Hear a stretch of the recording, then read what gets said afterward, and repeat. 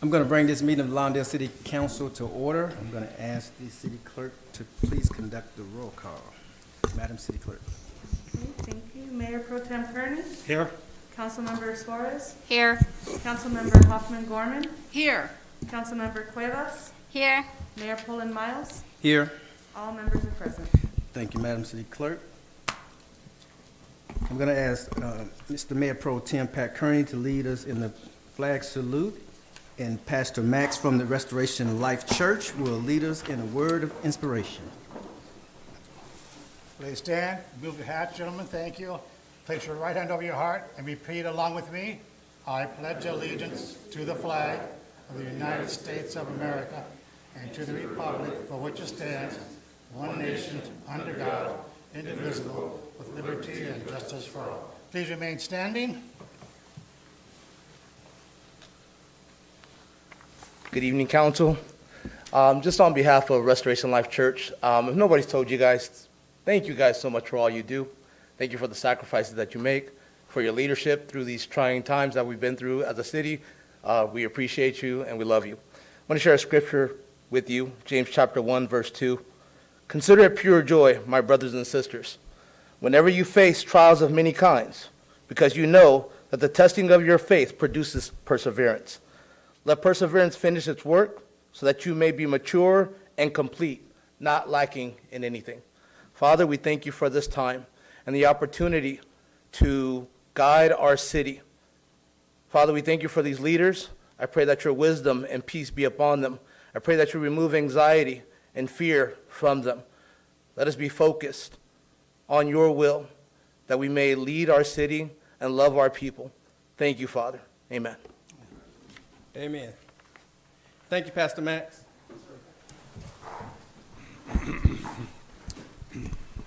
Okay, the next item on our agenda is a presentation from the hardest working senator in the state legislature. Let's welcome the Honorable Senator Stephen Bradford.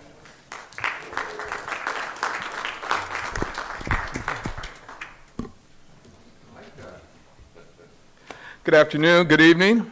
Good evening. Mr. Mayor and City Council, is it okay if I am asked? Okay, great. Thank you for this opportunity to come before you. As many of you know, the mayor and many of the council, this has been a tradition I've started since representing the city of Lawndale in the legislature over the last 11 years to give a legislative update. As the mayor is well aware, and many of you here, our legislative year ended on September 10th. And then we had another 30 days for the governor to decide those measures in which he would either sign or veto. That ended on October 10th, so I stand here today to bring you an update of my legislative accomplishments, not only that impact the city of Lawndale, but the state of California as a whole. So thank you for this opportunity. I promise I won't be long, but I hope you afford me more time than one of the neighboring cities did in order to do this presentations, because it's really hard to capture a year's worth of work in 4 minutes. So, and by many standards, we had a great year. As the mayor knows, working for a legislature during COVID, all legislators on both sides of the House were asked to introduce only 12 measures this year in the last 2 years. I introduced 12. Of those 12, 8 made it to the governor's desk, which 7 were signed, 1 was vetoed. So I'm here to start first and foremost with SB 2, better known as the Kenneth Ross Jr. Police Certification Act of 2021. Kenneth Ross Jr. was a young man who was killed in Gardena in 2018 by a Gardena police officer. He was running from the police. Police had responded, and this last officer felt necessary not only to pull out an AR-15, but shoot Mr. Ross twice in the back while running away. And this affords us, well, let me back up. The officer who shot Mr. Ross, it was unfamiliar to me. As you guys all know, I grew up in Gardena, and I know pretty much every police officer who's been there by first name basis. And so when I heard of the shooting and I questioned who shot him, I was unfamiliar with the name because the officer who had shot him had just recently transferred from another department in Orange County where he was involved in 3 questionable shootings. What this bill does now is it allows us to decertify a police officer who has committed a crime, has been abusive of its authorities, have misused public trust, who failed to yield assistance. As you know, in California, we can remove the license and certification of almost 200 professions, from barbers, teachers, lawyers, doctors, even elected officials, prevent them from holding office. But up until now, we were one of 4 states that didn't allow the decertification of law enforcement who had committed a crime. And as we all know, the majority of men and women who put that uniform on and put that badge on every day do it in an honorable manner every day, respecting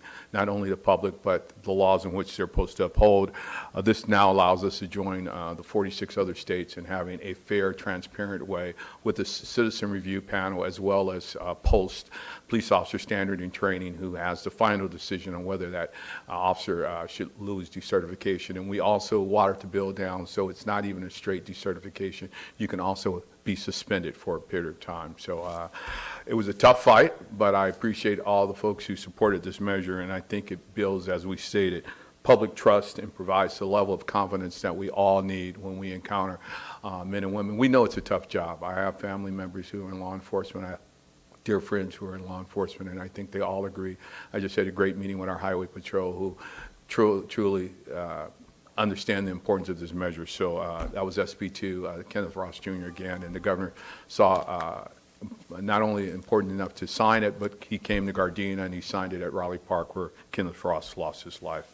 The next is SB 796, the returning of property in Manhattan Beach, better known as Bruce Beach. If you're not familiar, it was an African-American couple in 1912 acquired a piece of land in Manhattan Beach and created a bathhouse, a lodge, a dance hall, a cafe, and it adhered to all the laws of the land in 1912, separate but equal, adhered to the Jim Crow laws, and they catered to African Americans. And for 12 years, it was a very successful piece of property, a very successful endeavor. But from day one, they were harassed by the KKK and other white supremacist organizations that were just appalled that this African-American family could cater to African-American people. Not only did they set fire to the lodge on numerous occasions, they vandalized many of their patrons' vehicles, slashed the tires, things of this nature. And after all of that, and that didn't run the family away, the city took it upon themselves 12 years later to take the property by eminent domain under the guise of needing to build a park. Well, as we all know, that property sat vacant for almost 60 years without ever a park being built on it until the state of California, the city transferred to the state of California in 1948, and the state held on to it to 1995 until we transferred it to the county of Los Angeles. And what sits there now is a lifeguard training station. And with the help of the county of Los Angeles, we are now in the process of returning that property to the duly heirs of William Charles Bruce, the great-great-grandson and the great-grandson to this family, because other than the city not wanting this African-American couple to be here, they would be probably mega millionaires, if not billionaires, that stole generational wealth. And who knows, there could have been Bruce Beach lodges all across the West Coast, all across this country. So it affords us the opportunity to return this property to the rightful owners, and that's the Bruce family. And so we're excited about that, and it's received not only national attention but worldwide attention, and it kind of like speaks to what reparations might look like. I was honored to be appointed to the Reparations Task Force in February, the first in this nation, by a bill authored by now our Secretary of State, AB 3121, that creates a task force to look at what possibly reparations will look like. We really don't consider this reparations because the family owned this land and it was stolen from them. So we're returning that which was theirs. So excited about that. Next is SB 567, determining sentencing reform, which requires the courts in criminal sentencing proceedings to only impose the upper and maximum terms if sufficient aggregated facts are first considered by the jury. Many times it's not. It's just saying, oh, you were a gang member and we give you the highest sentence with no proof that that individual really was a gang member. He simply lived in the wrong neighborhood or just was stopped by the wrong group. So now it further permits the defendant and other parties to prevent evidence to dispute much of what many times is just stated as facts with no additional information. So it presents additional facts for sentencing purposes. So I think it makes it a fair process.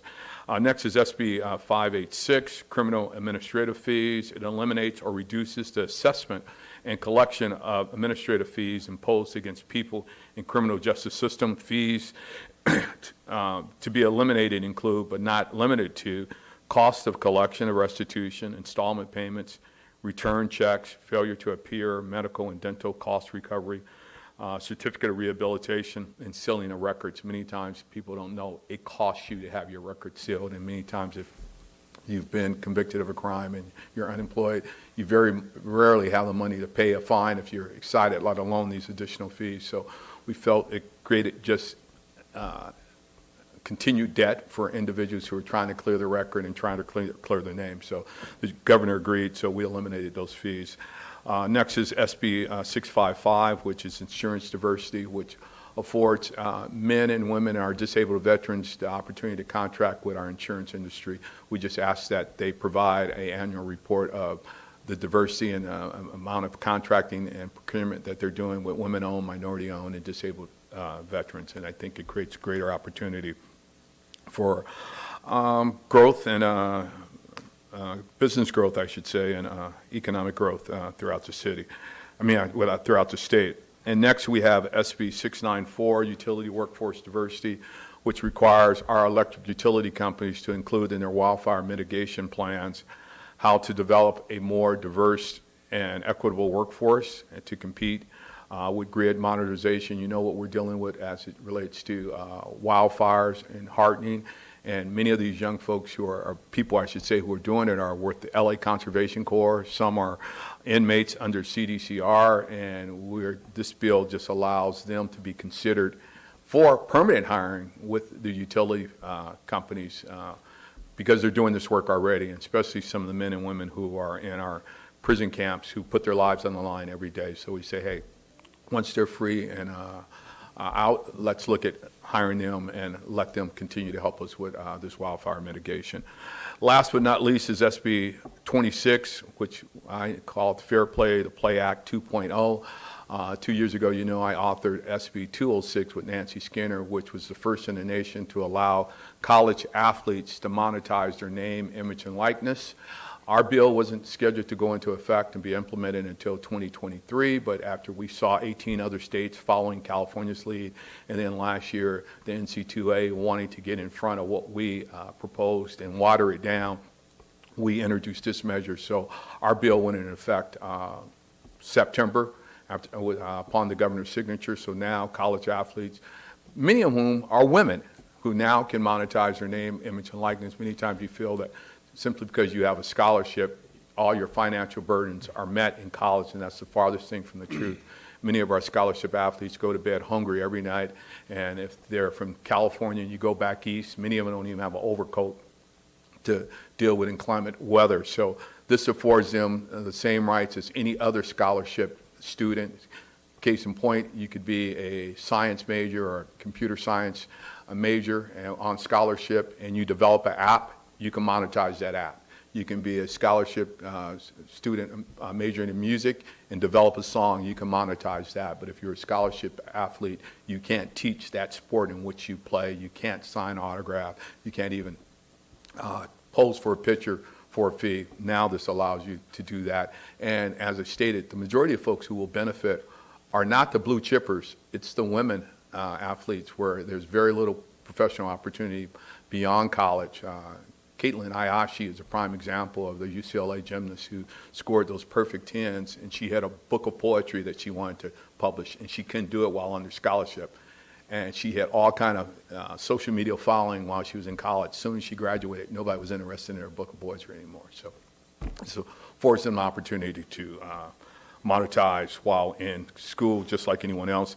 And last, I'll just finish with our just budget allocations. I was able to secure $140 million for the 35th Senate District, and first and foremost is $60,000 for Cal State Dominguez Hills, which is a university that's services this community, all of the South Bay. We secured another $50 million for Charles Stewart University, which produces doctors, nurse practitioners, and nurses here. Probably graduates more minority students than any medical school outside of HBCUs. So it further encourages folks to enter that profession. We secured $10 million for Martin Luther King Community Hospital, again, a hospital that services this region, a 10-mile radius around around the hospital, and helps improve their infrastructure and workforce development.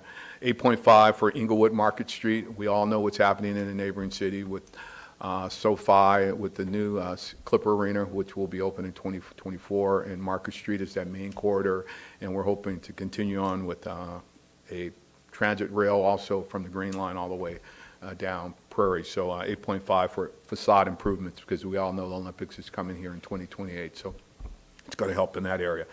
$6 million to support the Alta-C Project Center down in the harbor area, San Pedro. Alta-C is a STEM program for young folks as well as a workforce development in the community, and I know we have our Mayor Mark Warnick from Lameda, and he's very familiar with the Alta-C project.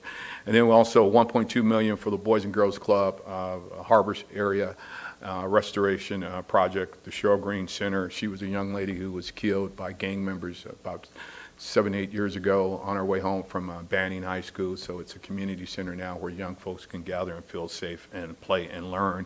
And another $3.5 million for the Los Angeles Black Worker Center through UCLA, which is a workforce equity demonstration project to assist individuals in obtaining government jobs. And last but not least, $1 million for the Mervyn Dimley Institute, again at Cal State Dominguez Hills, that does think tanks and helps with legislative research and archiving the works of elected officials across the state. So at that point, I will stop, and if there's any questions, I'll be more than happy to answer those questions, but thank you for the opportunity to present this overview. Okay, any questions of the senator's report, legislative report? Nice seeing you again. Kearney, you're too nice to me. Thank you, Senator, for all that you do for your Senate district, in particular the city of Lawndale. You've always been here every year. You come and you give your legislative report, and we definitely appreciate that, so that we know. I mean, we know you're one of the hardest working senators in the legislature, but we are delighted to have you to give a first-hand account of the activities in the Senate, and so we really appreciate all your efforts there. I want to applaud you personally for SB 796. Bruce Beach. I mean, that was not an easy thing to do. And by the way, the senator does not represent the area, so that's courageous to know that we have to do what is right, no matter where it situated in, whether it's outside your district or no matter where it is in the state of California. And so for you to lead that effort was a very courageous thing, and also with Supervisor Hahn, how she stepped up as well, and you guys teamed up to make this happen. So I just want to applaud you on that effort. It's just simply correcting a wrong. You know, from time to time, you know, even governments do things that are wrong, but what makes us righteous men and women in government is when we know that we have done wrong and we do our best to correct those wrongs. So I applaud you for those efforts. Also with SB 694, the utilities workforce hiring. I think that's a good bill in terms of we want to make sure that, you know, people, whether they, you know, are formerly incarcerated or what have you, that, you know, have opportunities. We want to make sure they cut down on recidivism, and this bill would do exactly that, give them opportunities to have a real working class jobs and opportunities, so they will have opportunities when they, you know, when they are released. And last but not least, I'll comment real quickly on SB 26. The reason why I get it, you know, when you said monetizing the name, and I appreciate once again that leadership, you know, in the nation. For college athletes to be able to monetize their names, just like any other college student, whether they're on scholarship, you know, or not. I appreciate that. for me, it's it amounts to intellectual properties. Your name is your intellectual property. It's part of your intellectual property. So how do you tell a student that you cannot, benefit from your own name, your own intellectual property, your name and likeness? I've always thought that was kind of weird. Even when I was a student, I wasn't an athlete, but when I was a student, So I want to thank you for that piece of legislation. Anyone else have anything they want to add? Okay, with that, I think your 4 minutes is up, Mr. Senator. Thank you, Mr. Mayor and Council, and I appreciate it. And let me recognize the hard work that local elected officials do. I mean, this is really where the rubber meets the road, and it's through your leadership that helps me do what we do in Sacramento. So I thank you, and continue the great work. Yes, sir. Thank you. Okay, let's hear from our Captain Allen, our public safety report.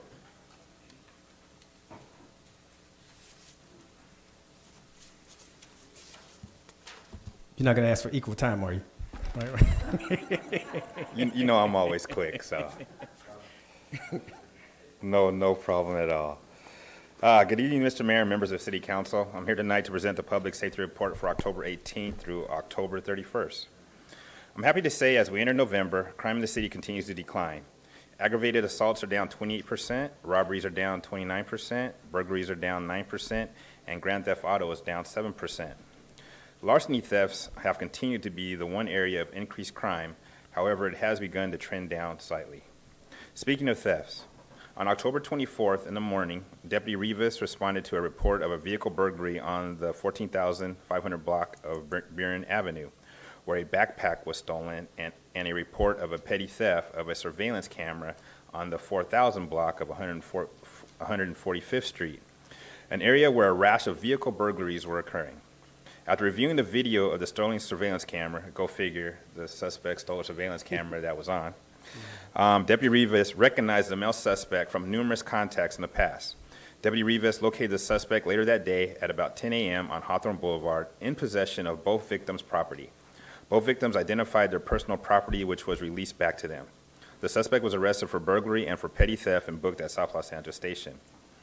This year, this suspect has been arrested 8 times, including this one by Hawthorne Police, Gardena Police Department, CHP, and us, the South Los Angeles Sheriff Station, for vehicle theft, grand theft, various narcotic charges, and drunk driving. The suspect is currently in custody at the North County Correctional Facility pending this court appearance. I hope the arrest of this one individual will have a serious impact on the theft crimes occurring in the city, as he seems to be responsible for many.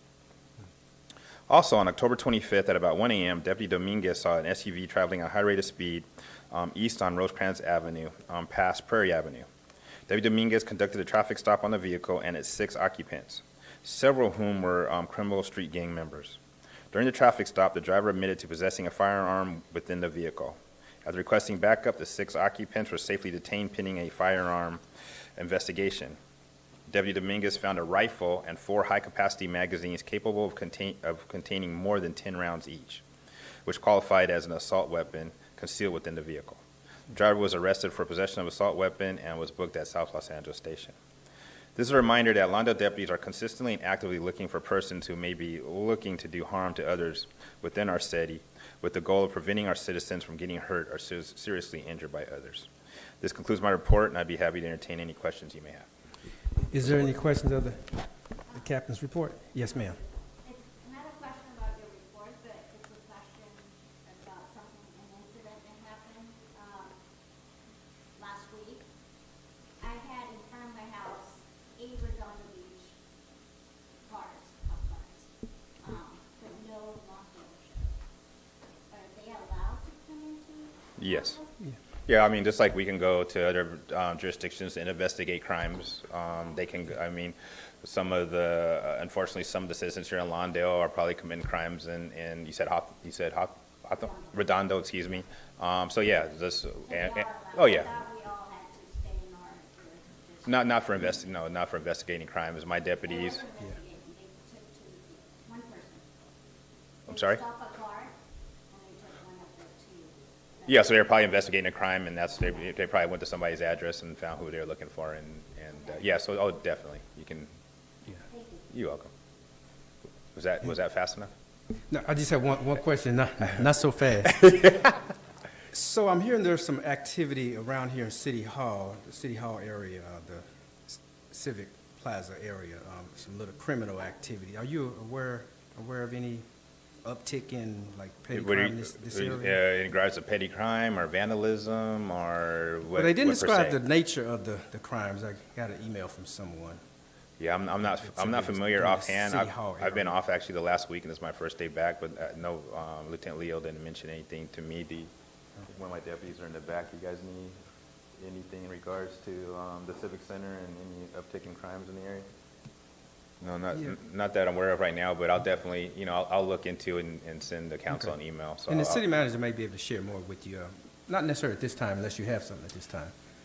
Nothing, nothing too specific, Mr. Mayor, but, over, the last several months, sort of on an ongoing basis, I mean, there have been reports of, we have homeless activity, which results in some crime. Yeah, that's the same thing, yeah. Here at City Hall, also at the community center.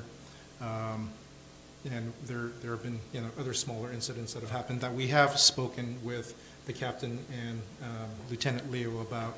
And we have asked for directed patrols, Okay, great. in those instances. And so, we are aware of it. We have gotten reports from residents as well as from our employees. And so Okay. we do try to, work with them both. Okay, excellent. Thank you. Thank you for your report. All right, Yes, take care sir. now. Bye-bye. Okay, we're now on oral communications. Oral communications, when you have the opportunity to speak to this body on items that are not on the agenda. If you'd like to speak to this body, we ask that you line up by the flag. When it becomes your turn, just approach the podium. If you would start with your name first, we would appreciate that. At about 2 minutes, the amber light will come on. That'll give you the signal to start wrapping things up. When your time has expired, the city clerk will pretty much apprise you of when your time has lapsed. Let's have our first speaker. Yes, sir.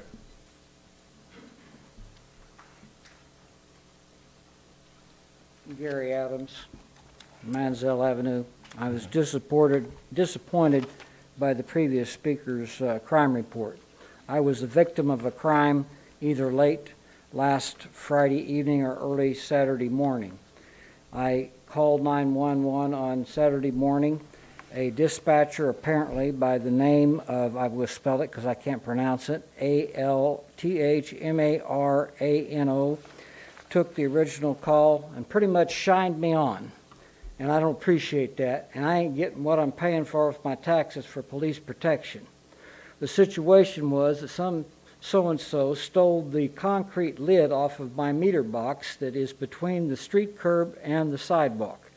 This officer proceeded to give me a hard time saying, well, is that your property or is that the water company's property? Or is that the city's property? And I proceeded to tell him, hey, I'm not an attorney, but my understanding is my property line includes the sidewalk, which is on an easement on my property. Oh, well, you don't know whether that water box belongs to the water company or not. I said, it doesn't make any difference. The criminal was standing on my personal property when the crime was committed. At any rate, 2 hours later, nobody had showed up. I called again, and this time I said, look, if this doesn't show up in the police report, which apparently it did not, then I'm going to take it to the city council, and that's what I'm doing. And for information, the report number, which was taken short within a reasonable time by Officer Parga, he was very professional and did a good job, and I commend him. But this original guy, he's got problems, in my opinion, and he needs to be taken to task by his supervisor. And further, I'm disappointed in the Sheriff's Department's administration of the law. We continue to have an ongoing problem with West Coast sand and gravel at RJ's Building Supply on Manhattan Beach Boulevard. They routinely use these humongous 80,000-pound plus material handling trucks with trailers pulling onto Mansell Avenue. This is an ongoing problem. Repeatedly, I've talked to the main lieutenant and supposed to have additional surveillance. Never happened. I've never seen anybody issue a ticket. They have at least one delivery every week on the average. And routinely, they spill material on Mansell Avenue, and they don't clean it up. They claim to be a good neighbor. I would dispute that as hard as I know how. They are not a good neighbor. And they're continuously, for years, ever since it became RJ, have been in violation of city ordinances concerning parking on a residential lot, which I brought to this council previously, and it died down for a little bit. They put a little plastic ribbon up to mark off so that the people couldn't park there.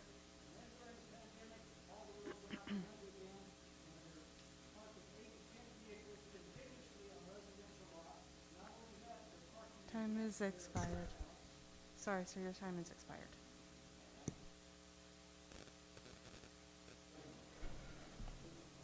Yes, sir.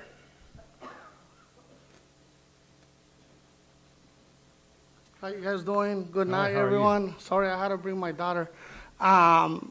Listen, I'm here because we still have a problem over there. Manhattan Beach and Houghton Boulevard. You guys supposed to develop that property, and there's nothing getting done.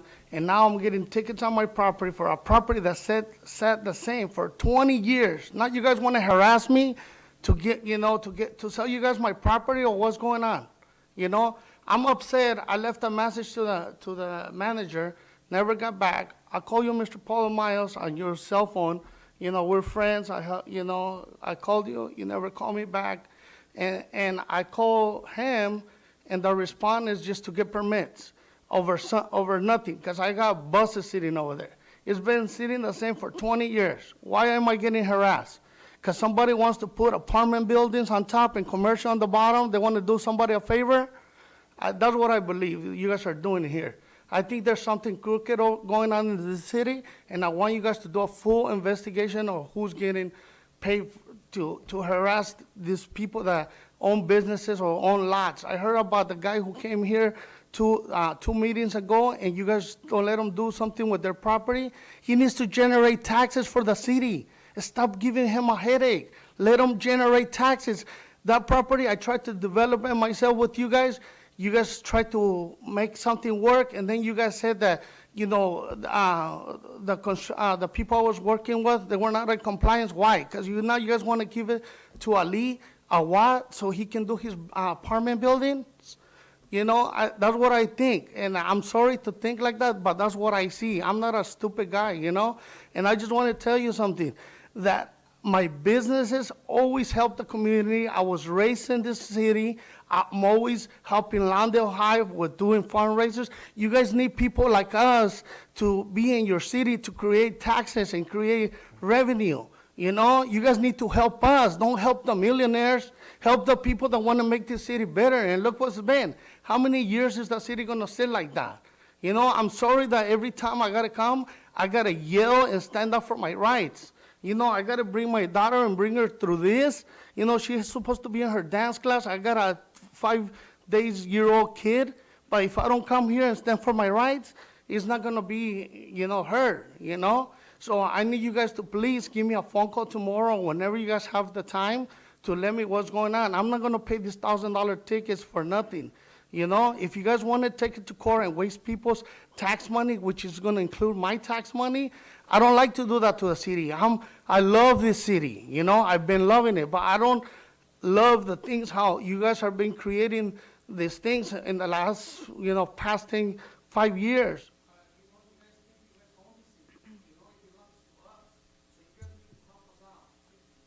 Thank you. Yes, sir.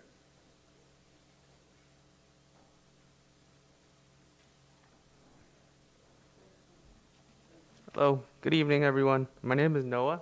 I'm an intern with Fame Assistance Corporations. Thank you for the opportunity of letting me speak today. So I'm here to remind you that on our request to meet with you and share the information we have available. Lastly, I want to invite everyone to an upcoming virtual event that we will be having on November 17th at 3 p.m. It is a photo voice exhibition event online via Zoom. It focuses on the way that tobacco smoke affects many Lawndale families. The information on how to access this event is attached to this flyer, and we hope to see everyone there. I have the flyers available with me. I have 7 specifically for the 7 of you above here that I would like to pass out. Will you guys accept them? You can give it to the clerk, please. Yes. Now, and if anyone ever wants a flyer, come and see me. Thank you. Thank you.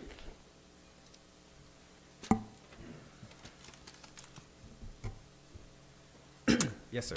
Randall Abram. Last week, I learned of the departure of the Associate Planner, Rafael Garcia, in Community Development, and the upcoming departure of the Director of Community Development, Sean Moore. Since Mr. Moore's arrival, the city has seen advancement in many areas that were deficit and needing attention. The corner property at Manhattan Beach Boulevard in Hawthorne was cleared of a run-down mobile home park and then sold to bring much-needed revenue to Lawndale. Numerous businesses have moved to Lawndale, including its first Target store.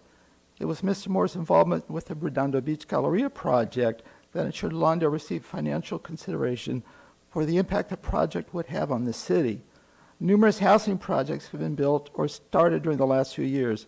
His department has become one that deals with the residents in a customer-oriented and professional manner. I will feel the loss of Mr. Moore's invaluable knowledge and assistance over the years. With the departure of Mr. Moore, along with Rafael Garcia, there is a serious void in community development.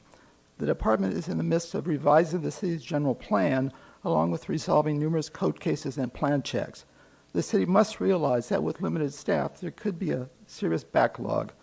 On certain projects, the state mandates quick approval.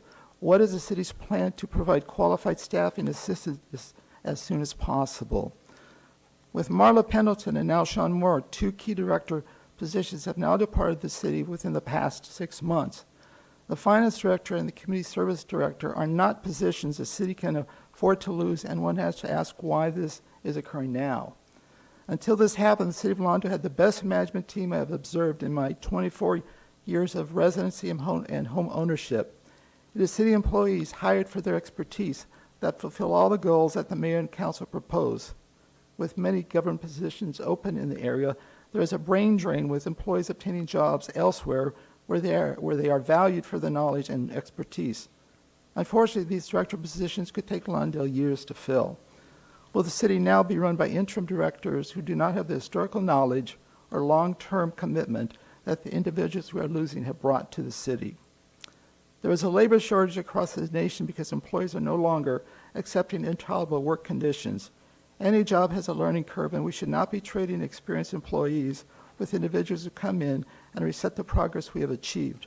Under current circumstances, council's oversight becomes necessary to foster an environment for city staff where employees look forward to continue working here and continue their employment. On a side note, Pam London has asked if you all had a chance to look at the email she sent recently. Thank you. Yes, sir. Thank you.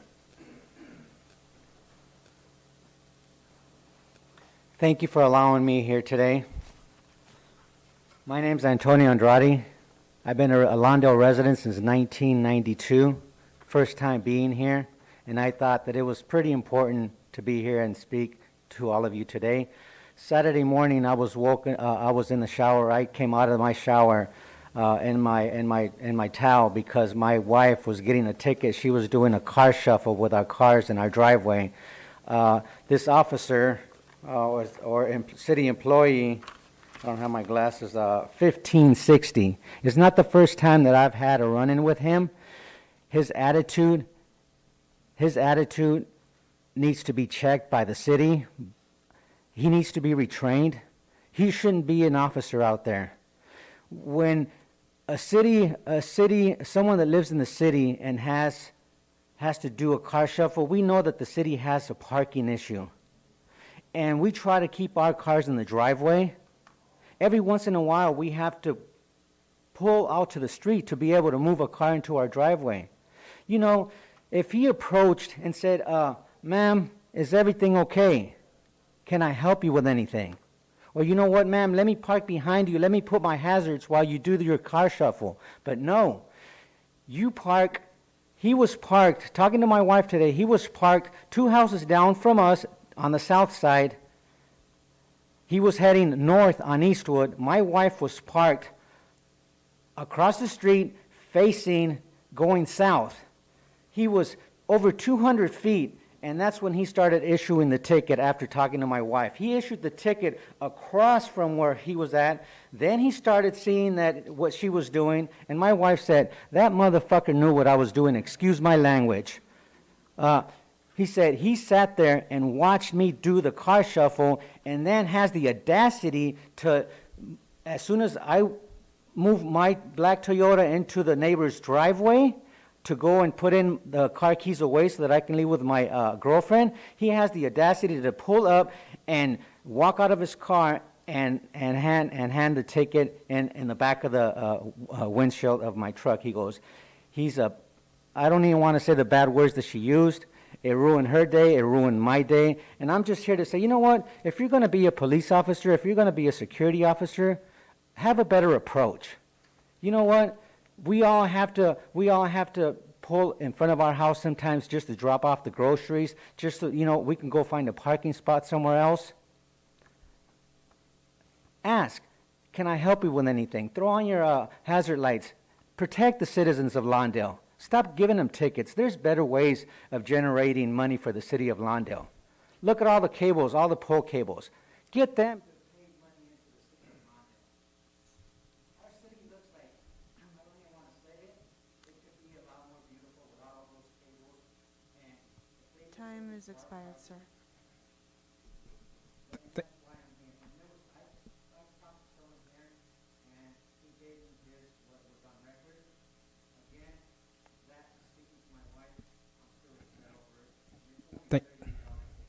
Thank you, Mr. Ungrady.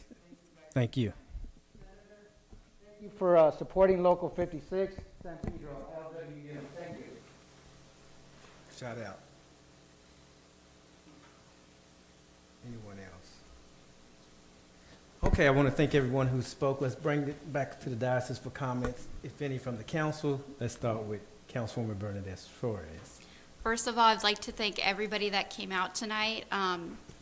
All I can say right now is staff's going to be really busy following up on some of these items.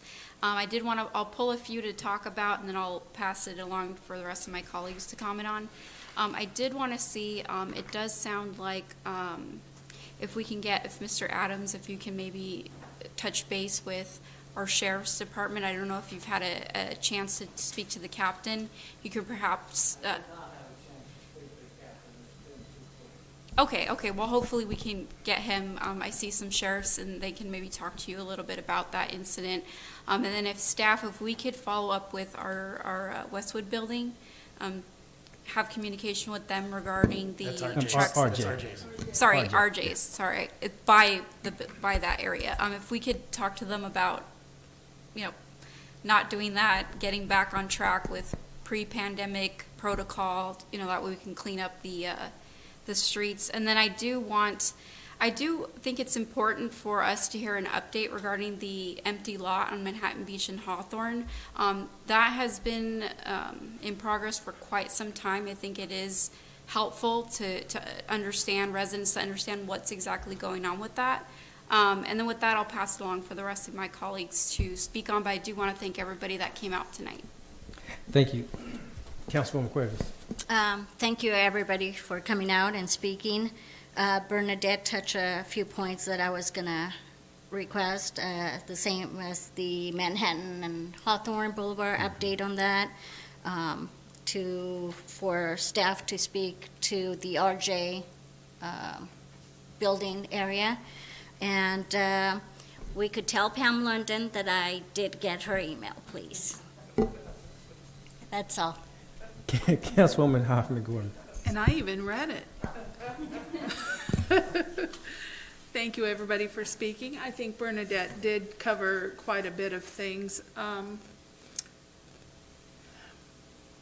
Michael, did you have the opportunity to speak to the gentleman regarding that ticket at all? I'm thinking that might be a good place to start with Antonio. We spoke to them. Great. Perfect. And Randall, I have to agree with you. I am going to miss Sean. There's no two ways about it. He has been an absolute shining light in our city, but I understand where he's going, and the commute will be a whole lot shorter. That's all I have. Thank you. Mr. Pro Tem Pat Kearney. I just want to thank everyone for speaking now. I think the ladies have said everything. I do want to, Gary, I do see those trucks there on Manziel at least once a week. And I keep turning them in to civil services, and I'm guessing they cite those trucks. They're supposed to be citing those trucks, because it is a truck, two trailers.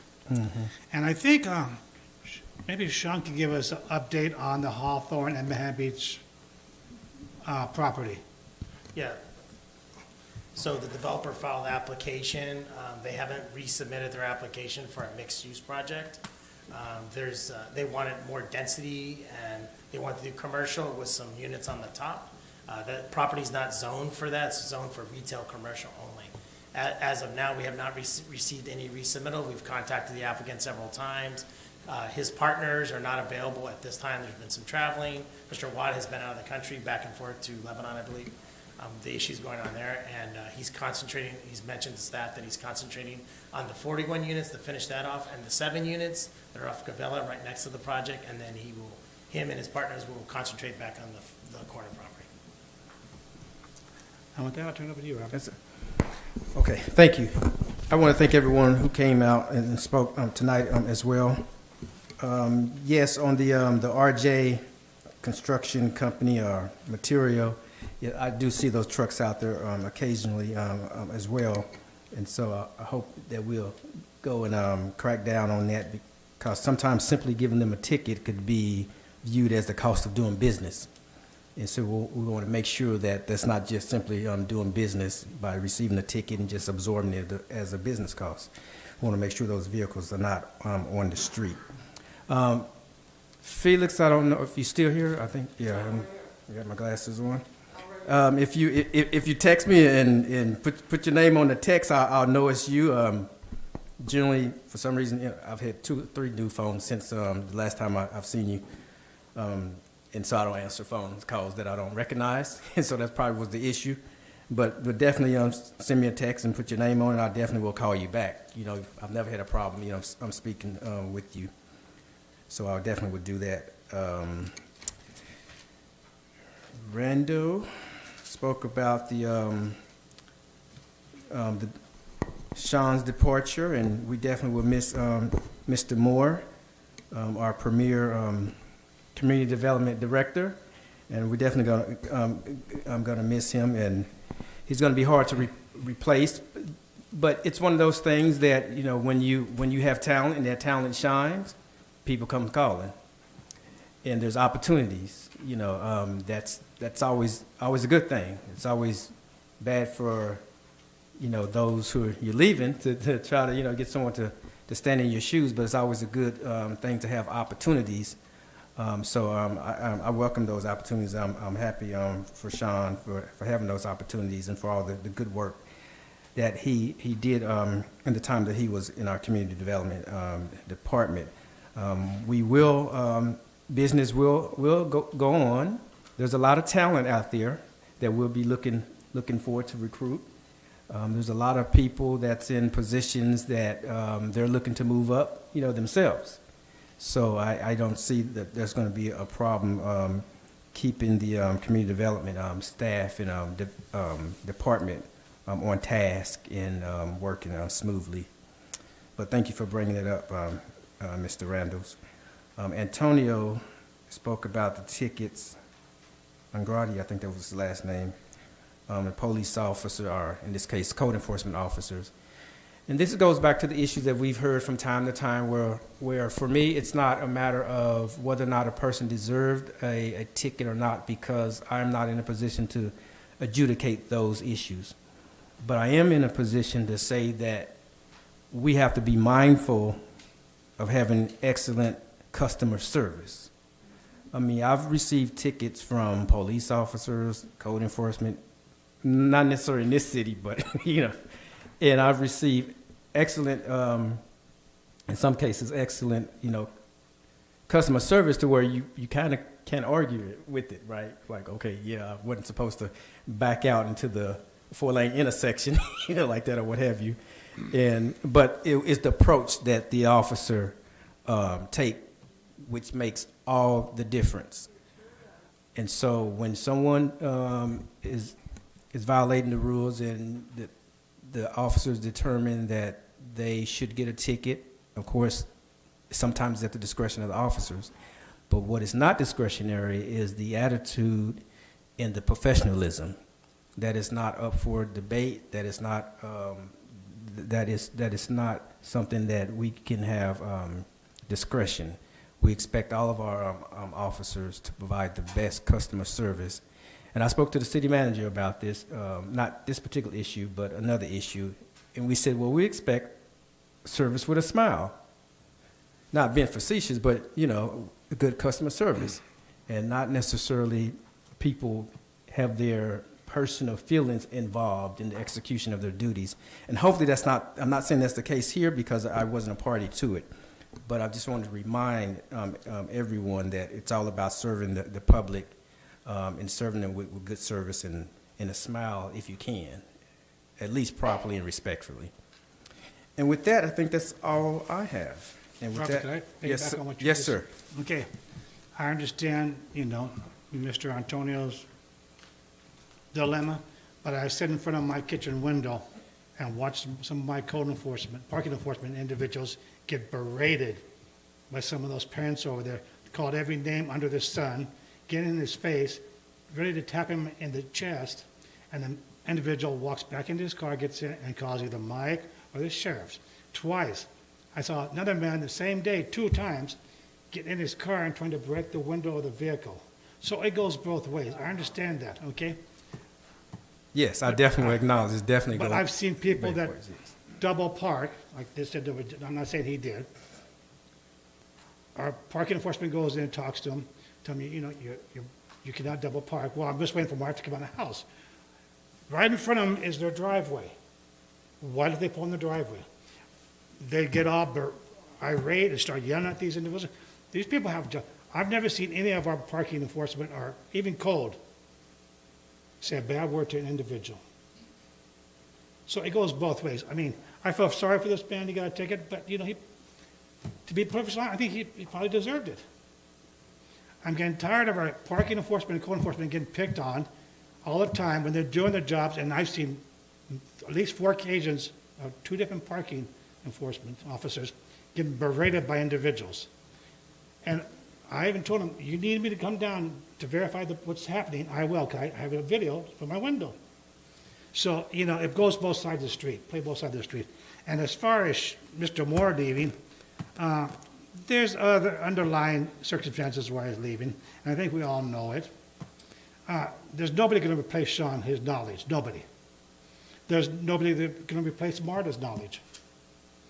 And I think it's time for the city council to wake up and smell the coffee, because Raphael's leaving, you know. People are leaving the city left hand and right hand, just by the numbers. And we got to do something about it. I'll turn it back over to you, Robert. Thank you. Now, we'll conceive your point on the code enforcement, that it definitely goes both ways. Absolutely, because that definitely happens as well. Okay, let's move our agenda along. We are now on the consent calendar. Item G is the consent calendar. What is the pleasure of this body concerning such? I have a correction to one of the items I'd like to point out. Yes, ma'am. Item G5, I did not have the pleasure of giving the flag salute. I believe it was Councilwoman Rhonda Hoffman-Gorman, so I'd like to make that Okay, Correction, thank you. okay, we'll make that correction. Okay, thank you. And with there's no other corrections, additions, or subtractions, I'll make a motion to accept the consent calendar as written. Okay, the motion's been made by Kearney that we accept the consent calendar with I can that second it. amendment, and seconded by That was me. Bernadette Suarez. Is there any discussion on the motion? Hearing none, would the council please vote on the consent calendar?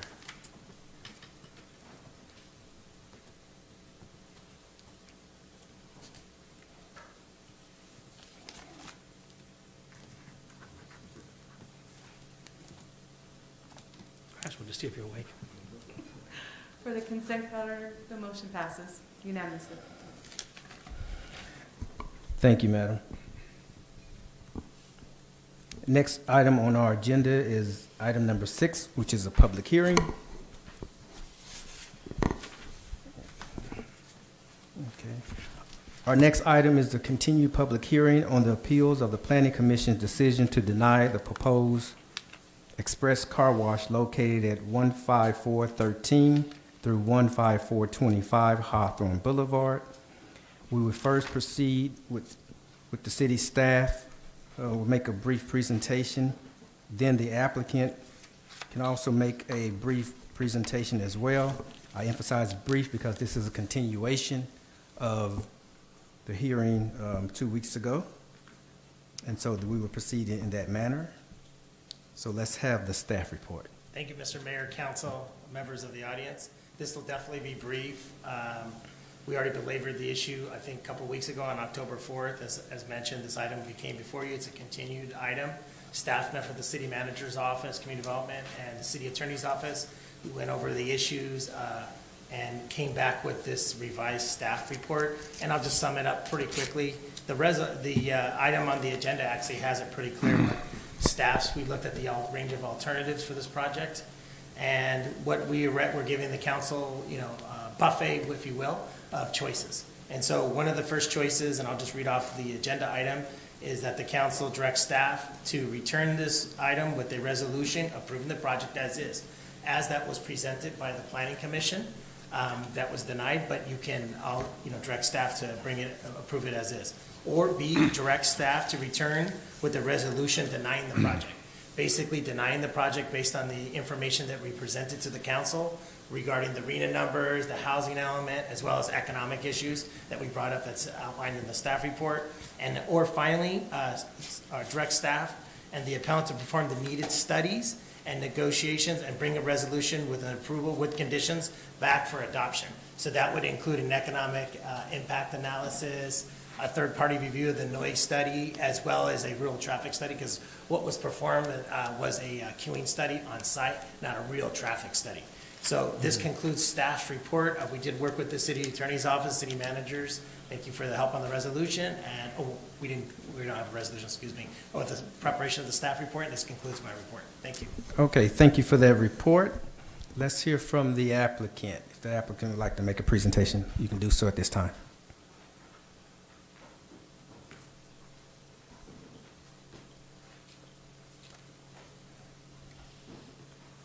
Good evening, Nicole Kuklak-Waldman on behalf of the applicant. We just wanted to let you know that after the last hearing where it was asked whether we had concerns with Lawndale support, that we were able to gain supporter cards, and you'll forgive my math here, I am a lawyer, not a mathematician, but I think we have 166 signed cards from folks who live in Lawndale, an additional 114 cards from folks outside but nearby Lawndale, primarily Hawthorne. So we submitted one pile of those to the city already, and I have a second pile here we'd like to submit as well. We're really excited about the feedback we got from the community about bringing this car wash to Lawndale, and we're excited to be here. Thank you very much. Okay, thank you. Yes, ma'am. Good evening, honorable council members. My name is Sherry Bonsdell from Jeffer Mangles, and I represent the applicant Tim Berger, who owns the Lawndale Express Car Wash. So as Nicole just stated, we took your comments very seriously that you wanted to hear directly from the residents of Lawndale and not the business owners. That we had already submitted a number of letters from business owners supporting the project.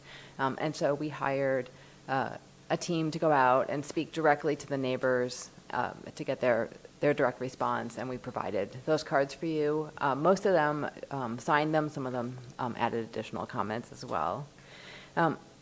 As you know, in your revised staff report, there is a resolution to approve the project, and it makes all the findings that are required to approve the special use permit and the development permit for a car wash within the Hawthorne Boulevard specific plan. So as it states, it meets all of the development standards, which were already identified in the original Planning Commission staff report for setback, landscape, design, height, aesthetics, and any of the other development standards that are listed in the specific plan. It also states that there's no environmental impacts caused by the queuing study. It is correct. We did a queuing study to show that the 30 cars that are going to queue will not queue out onto Hawthorne Boulevard. It won't cause a backup at all. And we did provide a noise study to show that the enclosed, fully insulated building will not cause any noise impacts on the neighbors. And This particular resolution also makes the findings that the project is consistent with the specific plan. It states that Hawthorne Boulevard has the primary transportation route and corridor of economic activity and is a community focal point. And it additionally states that the general commercial zoning specifically permits a variety of commercial uses, including the car wash, and that there's no detriment to public health and safety. As you know, in our denial from the Planning Commission, their primary reason for denying is because they preferred to have a housing use on the site. And as we told you last time, the Giles family has owned this property for over 70 years. If there was going to be a housing development, they would have to lease the site to a housing developer, and it's financially infeasible for a housing developer to lease the site and to do a development and make any economic return. It's not practical on this site. The Giles family, who's owned this for multi-generations, wants to maintain the site. They've been in Lawndale for decades, and they want to stay here and continue to operate the site and to be members of good members of the community. So I do know that the questions regarding tax revenue and economic investment were a primary issue. So as we stated previously, Tim Berger is willing to enter a development agreement with the city. He's willing, as the city attorney recommended, to do an economic study of what tax return you would have if the site was developed as a retail site or a commercial site or a restaurant site, and then to provide that benefit to the city through the development agreement. So we have our entire team here. Again, we have the owner, Brad Giles, the applicant, Tim Berger. We have a technical advisor on the car wash. If you have any questions, we are happy to answer them. Thank you for your time. Thank you. Thank you for your presentation. Let me see if there's any member of the public that would like to provide any comments on this project. Yes, sir. I fully support, Gary Adams again. I fully support Sean's previous motion to totally deny this project. I am a resident directly impacted by this project, and I take exception to part of the statement that was previously stated. There is absolutely an environmental impact. It will increase traffic on Hawthorne Boulevard, and routinely people cut through Mansell and Gravilla as a shortcut around, and it looks like a zoo. Go over there at 3 o'clock in the afternoon and watch all the people trying to pick up their kids from school. And this is only going to aggravate the problem. There's another car wash within 3 blocks of where they're proposing one. We don't need another car wash. There's another car wash 7, 8 blocks south on Hawthorne already. We don't need another car wash. And while I'm speaking about car washes, it's on the next meeting of the council here on this case number 2122, which is the existing car wash on Manhattan Beach Boulevard. And they're asking for a categoric exception for doing an environmental assessment on this property. I'm diametrically opposed on this. I'm going to ask that you stick to this particular one, because this is a hearing. I'll come back on that one. Thank you. I appreciate it. All right. In any rate, to conclude, I'm diametrically opposed to another car wash which is unnecessary, which will directly impact me and my neighbors. Thank you, sir. Yes, sir.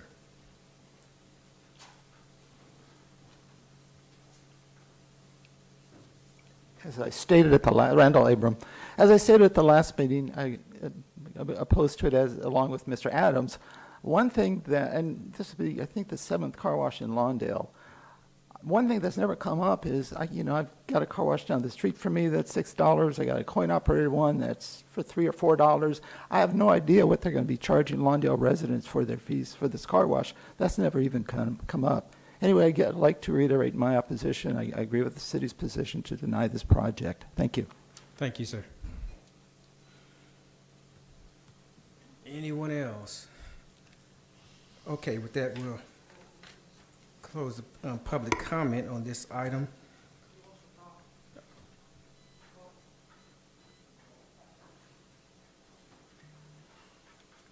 Are you with the applicant or are you with the public? Okay, we've already heard from the applicant. So this is the time for the public to voice their concerns. Are you yes, if you're a member of the public, feel free to. Okay, if you're with the applicant has already spoken. If you're with the city staff has already spoken. This is an opportunity where residents or business owners can speak. Yes, sir. I understand everybody's point of view as a resident. I respect you as a person, and you know, you don't want anything going and conflicting with your property. But let's talk about the real thing here. The real thing here, that property has been sitting so long vacant that it's not generating no taxes for the city. At least let these people generate money for the city, for the schools, for the roads, or for whatever it is. Because what about if it sits just like the other property for 30 years? You know, it doesn't matter if we got 3 car washes. Guess what? At the end of the day, they're going to put their money into whatever works for them. You see what I'm saying? So if there's another car wash next to it, I mean, the city here is not here to know why is there another car wash here, another car wash over there. Where I know places where they got 10 taco shops and everybody's selling the same thing. Guess what? Whoever does the best job, treats the people fairly, people is going to come to them. That's it. Maybe this car wash can be more successful than the car wash we have right now. I take my car wash to the corner of, they're my friends, the corner of Inglewood and Manhattan Beach. But they're so packed in there that I got to go drop one car off, come back and pick up another car and drop it off, you know? The new car wash, the car wash on Manhattan Beach next to his house is empty because the prices are so high, you know? And plus, this car washes is the new thing. It generates money, you know, and maybe they make more money. So in the next couple years, they open another car wash in another city that needs to generate tax. Think about it like that. Think about it business. That's what I always tell you guys. Think business. Think what is going to help the community. You know, the property over there, I went out of business because of you guys. You know, I tried to help you guys develop the corner. It didn't work. And who's losing money? My kids is losing the money. You know, it's like the senator said, that the people lost all the money in their generation. That's how I'm losing money.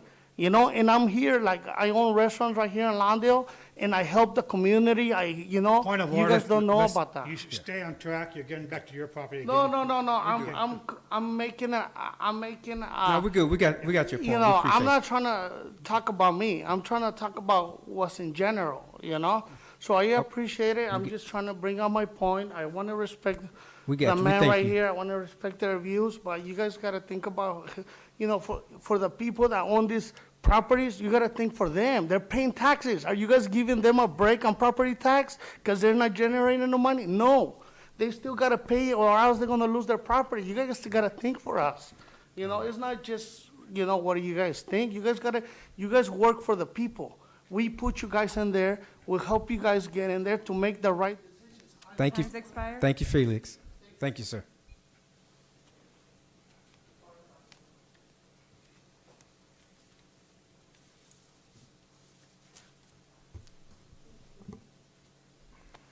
Good evening. Yes, sir. Council members. I am not with the applicant. I'm the property owner. We've owned this property for many years, and as this gentleman just stated, we're not generating any income on that property. We've got very old buildings that we can't tear down because there's an application in front of the city right now to put a car wash in. So we've had a number of run-ins with Mr. Moore. We're going to miss you, Sean. And that's because of some of the tenants that we've been forced to lease this property to. We've loved to put a large mixed-use development in there. We're not going to do it. We're not developers. We own the land. We found someone we felt we can lease to, and we would like to do that. And again, we apologize for some of the tenants we've had in there. We haven't been able to get, you know, Amazon or Elon Musk or anybody to move in, so we're just going with the best kind of business we think we can get for the property. So good luck in the future, Sean. Thank you. Anyone else? Okay. We'll close the public by the comments from the public At this time, I want to invite the city manager to see if he had anything he wanted to input on this item before we deliberate on it. Yes, sir. Yes. Thank you, Mr. Mayor and members of the City Council. I mean, clearly this is a difficult community issue that you're dealing with. And if I could just add a little bit of information, if it could be helpful to this conversation. Since the last public hearing, I had an opportunity to hear from and have some discussions with experts in the field of economic development. And it was interesting to hear from them as to what's driving economic growth today in our changing economy that we're living in this post or almost post, hopefully almost post-COVID world that we're living in, and to hear their perspectives on how that impacts land use decision making, and and in terms of land use, what that means for uses like retail type uses, or for uses like service in the service sector, like a car wash. And so based on that, I think it might be worthwhile for the council to maybe consider the local economy a little bit more broadly, where we might be able to, where staff might be able to provide some additional analysis, additional economic analysis about this property in particular, and also for Hawthorne Boulevard and the city of Lawndale in general. And with that, I would suggest, if the council was interested in this, to call for a continuation of this public hearing, so to provide staff an opportunity to do some additional analysis, economic analysis, possibly working with a consultant, so that the council can then have the best possible information for it to make the best decision on this, important, land use matter. So with that, I'll turn it back over to you, Mayor. Oh, okay. Let's hear from the, thank you for that, Mr. City Manager. I'm intrigued by that. One of the things that I was interested in, of course, was the economic study. Now, you refer to as analysis or as a study as to not only the impacts economically as that particular project itself, but what's the economic analysis on the boulevard period, specifically, obviously, the surrounding areas, but that stretch of the boulevard in particular, so that it's not just an isolated study, that it talks about specifically just that piece of property. What does that mean in terms of the other economic opportunities for the rest of the boulevard? I would be interested in to know that before making a decision. Let's hear from the council to see if there's any thoughts on that. It doesn't have to go in a row, whoever. Oh, well, I do have some questions. So Yes, who ma'am. would be facilitating that presentation to us? How would that work, Mr. City Manager? Yes, at this point, we would have to look at possibly engaging a consultant on this. There are a number of consultants that are out there that we could, rely on their expertise. We can work with, hire. We would go through we would follow our purchasing procedures and in terms of hiring. But there are several consultants. I don't want to name the names right at this moment because we're not. I'd like to further discuss this with the council before we actually move forward with considering the consultant. But it would be through a consultant. If I could help a bit with this, I think what I'm hearing is that the city manager is asking if you're interested. If you are, what we could do is simply continue this 2 weeks, and then he could prep something based on your interest about the manner in which this would go, what a time frame would be, what it would be that the city was taking on, And that way, it would be better prepared you know, I know he didn't want to go running way down the line of how this might work if the council as a whole had no interest. So if there's interest, I think a continuance of just 2 weeks to your next meeting would give him the time to prep a staff report for you, and you could discuss it then, if that's okay now. Yeah, at that point, in 2 weeks' time, I could bring back an outline of, you know, a way to move forward with this, if that's what you're interested in. Okay. And Let's just follow to up there. further, I just have a little bit of concern with dragging this on further. It's kind of gone on for a while, and I have no problem seeing what you present next week, but I do have concerns about keep dragging this on, and kind of would like to get to, but I understand there might be useful information for us, but that's my concern. Okay, Councilwoman Hoffman-Gorman.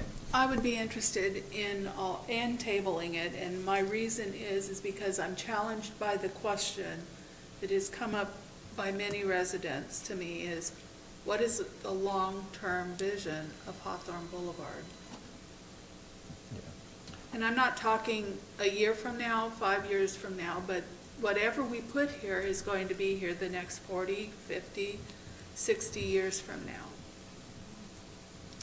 And this would be car wash number 6 or number 7? I think it's 6 or 7, something like that. Thanks. In a 2-mile stretch, and our premier place is Hawthorne Boulevard. So right now, I think that we need to stop and let the city manager do this, and maybe we rethink some of these things. Another thing about the car wash in general, and I'm sorry, Giles family, because my heart is out to you. My family's been here since 1927. I get it. I'm not necessarily sure, and I'm sitting on the border not knowing which direction I'm going to go on this car wash. And one of the key reasons why is I sat here and I heard this gentleman in the back who manufactures the equipment for the car wash. And I sat and listened to him the other day about it being quiet. I also know that I was a night worker for a lot of years, and I slept days. And mufflers go out on things, and equipment does get louder. And even if it is the quietest equipment 5 years from now, when this company comes and sells the car wash to the next company and everything else, at the end of the day, when they're out working on their cars and they've got their doors open, they're playing their loud music, and I, as the day sleeper in those apartments right there along the side, I can't sleep. Where's the policing of that?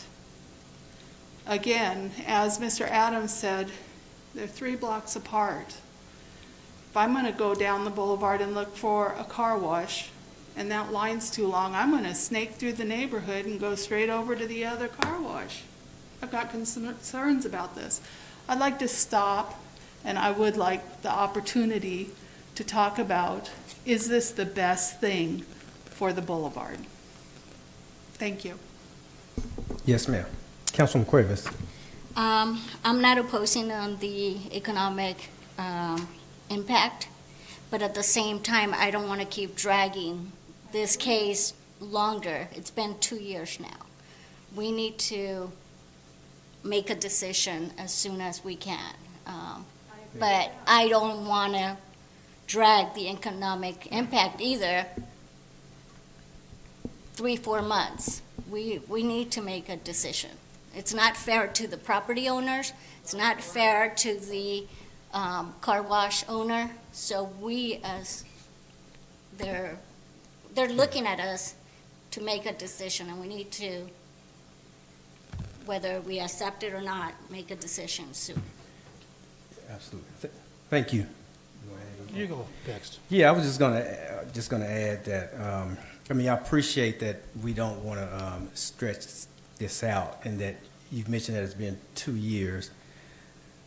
But far as the timeline is concerned, as far as this body is concerned, we have not dealt with this issue for 2 years.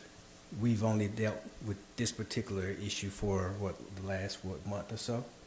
So leading up to the council, we have no control over that. And so that's why the hearing is a new hearing, as if the existing hearing never took place. So we can't really take ownership that, they had an application. There was a lot of stop and go.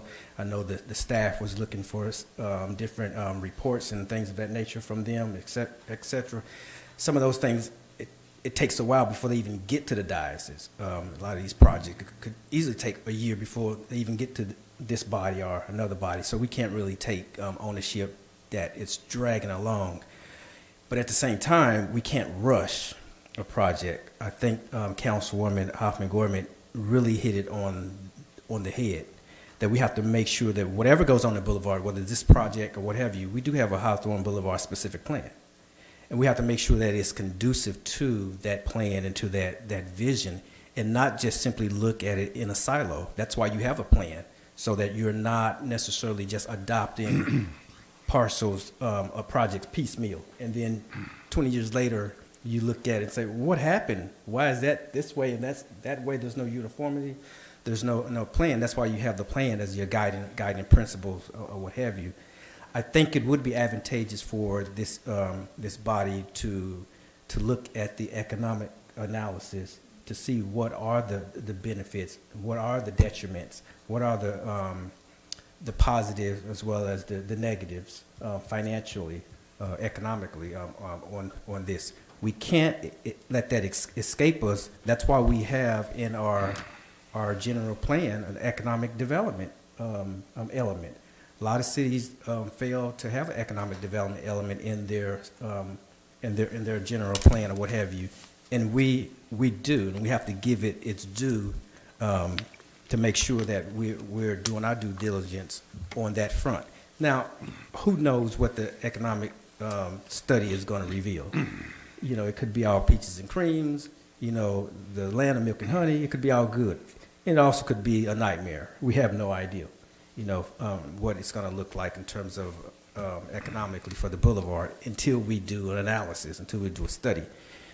I'm understanding that there's other studies that should be done as well. I mean, a traffic study. I mean, I know we've talked about queuing.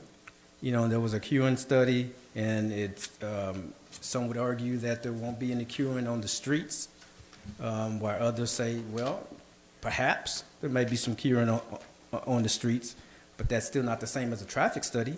I know a lot of times we have, depending on the magnitude of the project, people do traffic studies to see what the traffic is going to be like,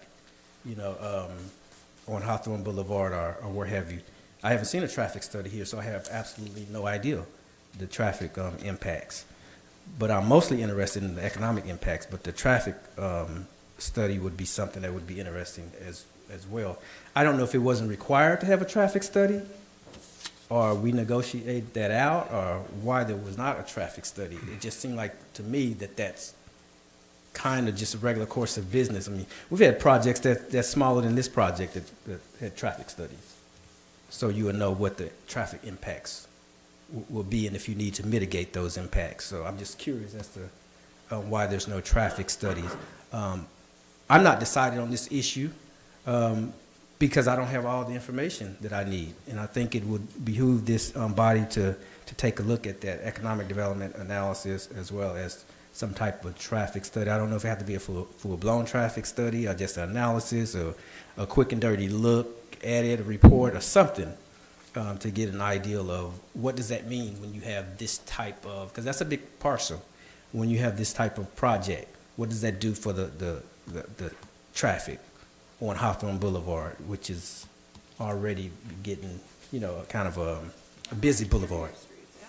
Yeah, in our interior street, does that mean people, cut through the interior streets? And that's what a traffic study would tell you, not just Hawthorne Boulevard, as interior streets, like, in circulation and all this kind of stuff. So I would be interested to hear that as well. So I think it would be a good idea to postpone it or to continue it to get those studies. Mr. City Manager, anyone else? You have anything you want to add, or you? No, I believe at one time we were doing all three studies. Refresh my memory. We were going to do all three, and then Yeah, a fiscal impact study, a third-party review of the noise study, and then a traffic study. Okay. And then you got your legs cut out from underneath, oh, no, I shouldn't use that term, but it was put on hold or requested not to do them?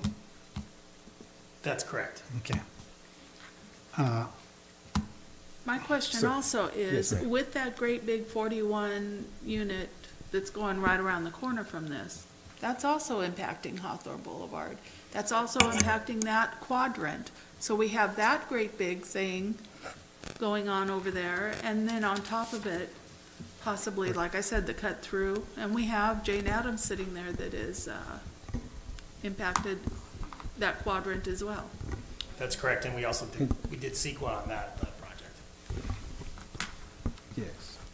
Then my last thing is, the young lady with all the cards, I love that. But if I had to, I'd throw out Randall's, and I'd throw out Felix, and I'd throw out the ones you emailed us, because none of them are in the impact area. They're all outside the impact area. The ones you sent emailed are the east side of Hawthorne Boulevard, Hawthorne. I think there might be some Bodger Park zip codes in there. So I would throw Randall's out because he's not in the impact study, and I'd throw out Felix because he's not in the impact study. The only one that's in the impact area is Mr. Adams. And I'm 3 blocks away, but the cards were great, but, you know, you have nothing on the west side of Hawthorne Boulevard where Mr. Gow's property is. And with that, I will agree to continue this if we had to. Okay, why don't we do that? Sound like we may have consensus. We have consensus to delay it. Mr. City Attorney, we can adopt it by consensus, or Yes, you sir, want to have you can do a vote on consensus, consensus but hearing? just like clarification that the matter will be continued open to the meeting of November 15th, at which time you'll have a staff report from the city manager and a more full discussion of the economic study so that you can decide whether you want to go forward with that or kind of return back to making a decision on the project. Thank you very much, sir. Good, yes. Okay. Can we add an addendum to it, to that we have a final answer? Because like we said, you said, that we have an answer before the first of the year? Because like we're dragging this on. I think that's appropriate. I don't think we should let it go on forever. No, I think no. that the quicker we respond, the better. I agree. Okay. Okay, without any objection, that would be the order, and we'll just do it by unanimous consent, if that's okay with you, Mr. City Attorney? Yes, sir. Thank you. Okay. So with that, we will move our agenda. Thank everyone who came out and provided testimony in this item. We will continue it.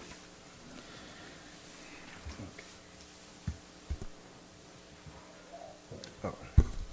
Item number 7 is amendment to the municipal code to comply with requirements of Senate Bill 1383.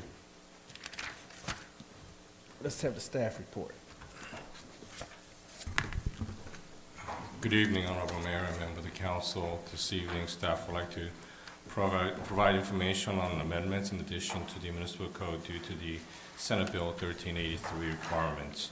Back in September 2016, Senate Bill 1383, or SB 1383, was signed into a reduced the methane emission, which largely resulted from the organic waste landfill. To comply with SB 1383, the city has developed a residential/commercial organic waste program, food recovery programs, purchasing policy on the recycled content products, program enforcement, and penalties for required organic waste diversion per SB 1383. Let me introduce Debbie Morris, who provided the city with assistance in compliance with the SB 1383. She's here to provide the background on SB 1383 as well as what the city has done in compliance. Debbie? Good evening, Honorable Mayor and City Council. Thank you, Jillian. Jillian gave a good summary of what we'll be talking about tonight, and I'll be going into a little bit more detail on what Senate Bill 1383 requires as far as ordinances that be adopted by all California jurisdictions, but also the collection programs and the schedule that we're on for SB 1383.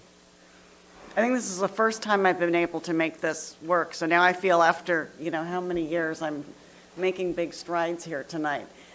So first I'm going to give a very brief overview of SB 1383 and the jurisdiction compliance requirements. I know I've given that presentation before the City Council before on an update on 1383.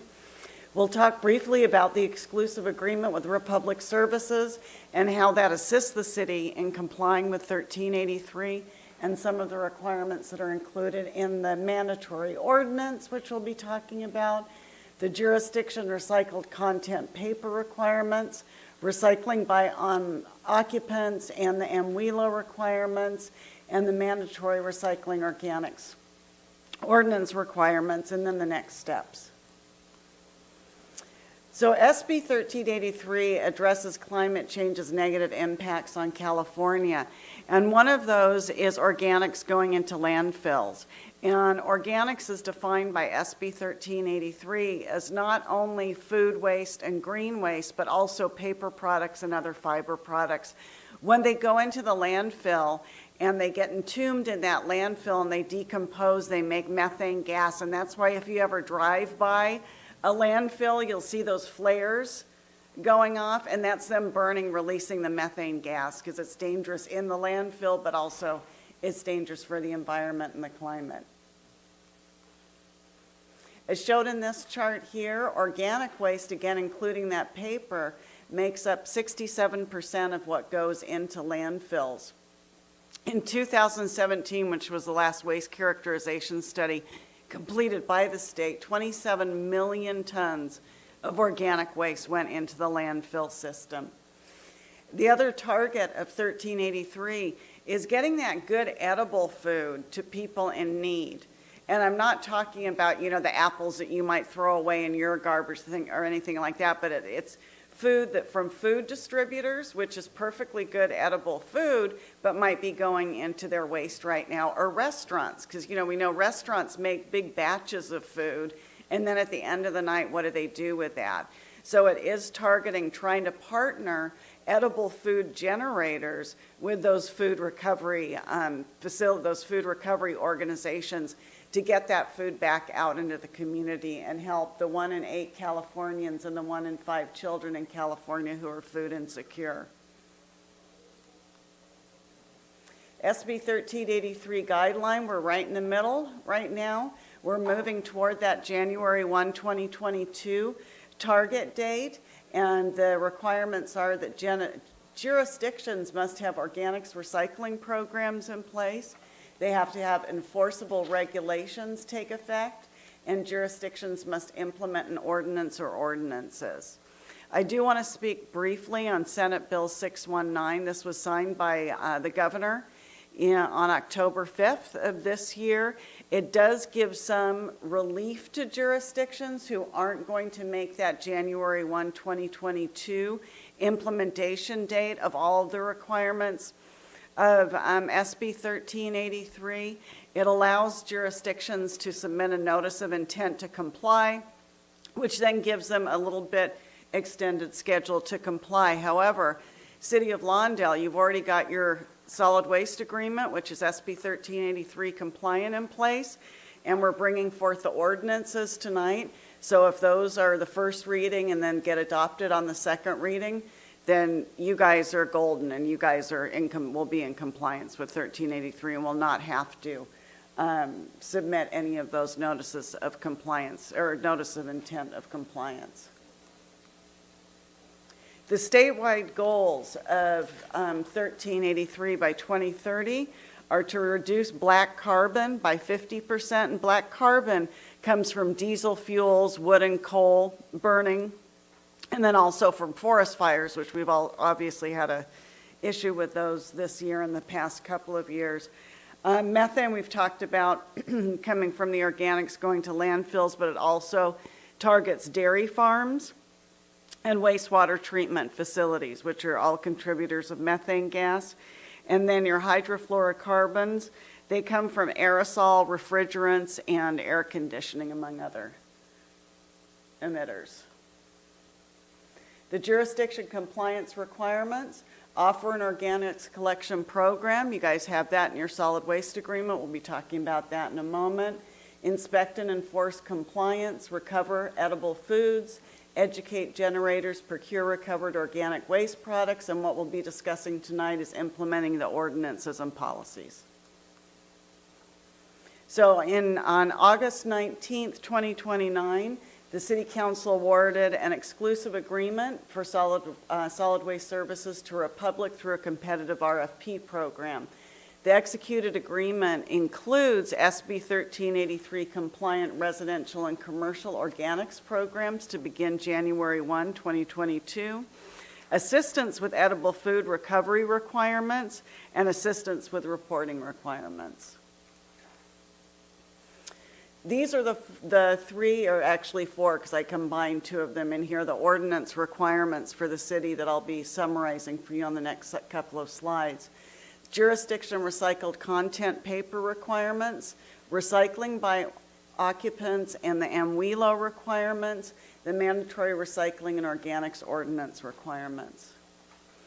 So SB 1383 addresses, in order to reduce the amount of virgin paper that's being manufactured every year, is they require, jurisdictions have to require vendors providing paper products to the city to certify a recycled content amount of 30%. And on an annual basis, the city has to provide copies of invoices, receipts, and other proof of purchase. That includes the volume of the amount purchased and the certifications provided by the vendors in the implementation record.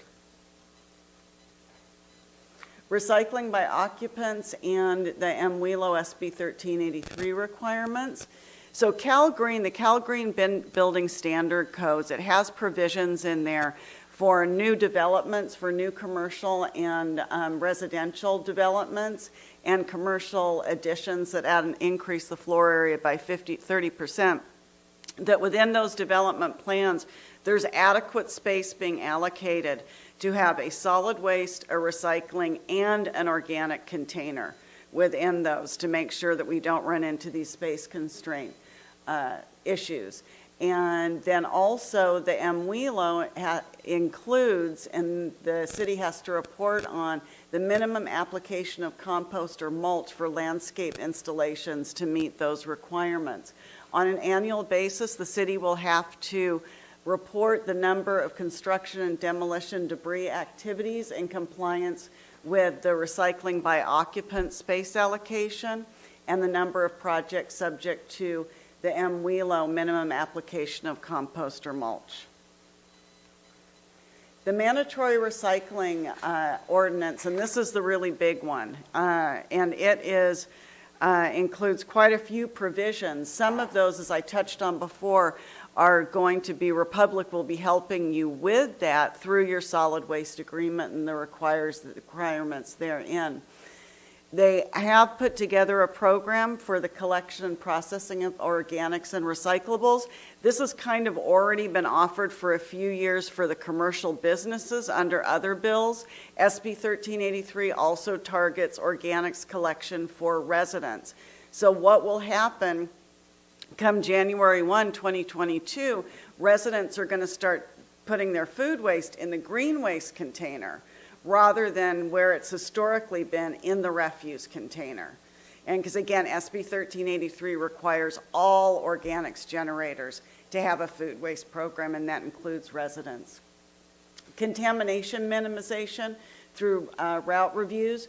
There is a significant amount of language in SB 1383 about contamination monitoring, and this is trying to help people change their behavior of learning how to move where that material goes now.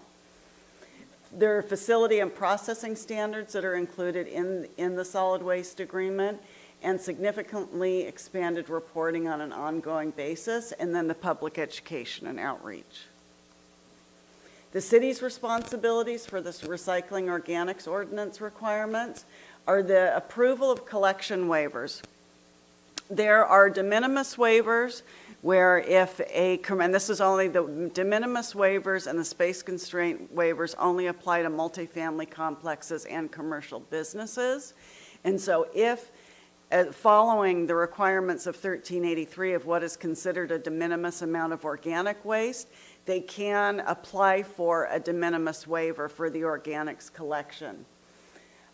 There's also a space constraint waiver if there just is not space, but CalRecycle is looking at these as these are temporary issues that the city will take care of, not that they are going to have a space constraint waiver forever.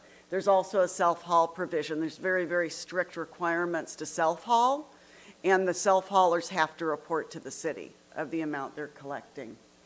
Edible food generator and food recovery organization compliance, issuance of notices of violation, and then beginning January 1, 2024, all jurisdictions are required to issue civil penalties to non-compliant entities.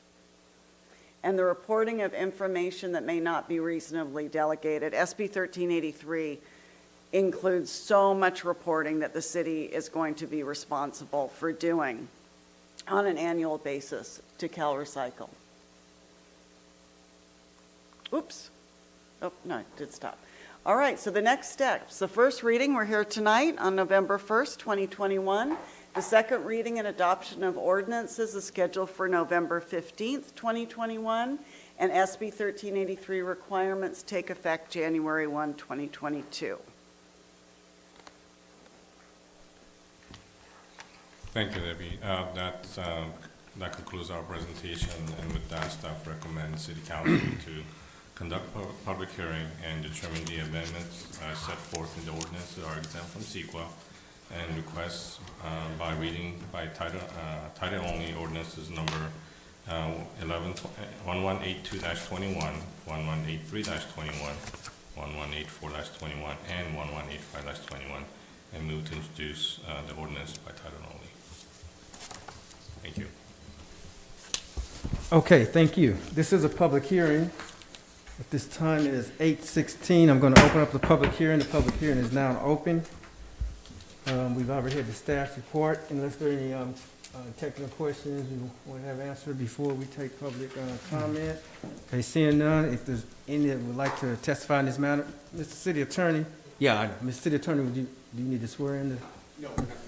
Okay, let's have testimony. Yes, sir. Yes. Gary Adams again.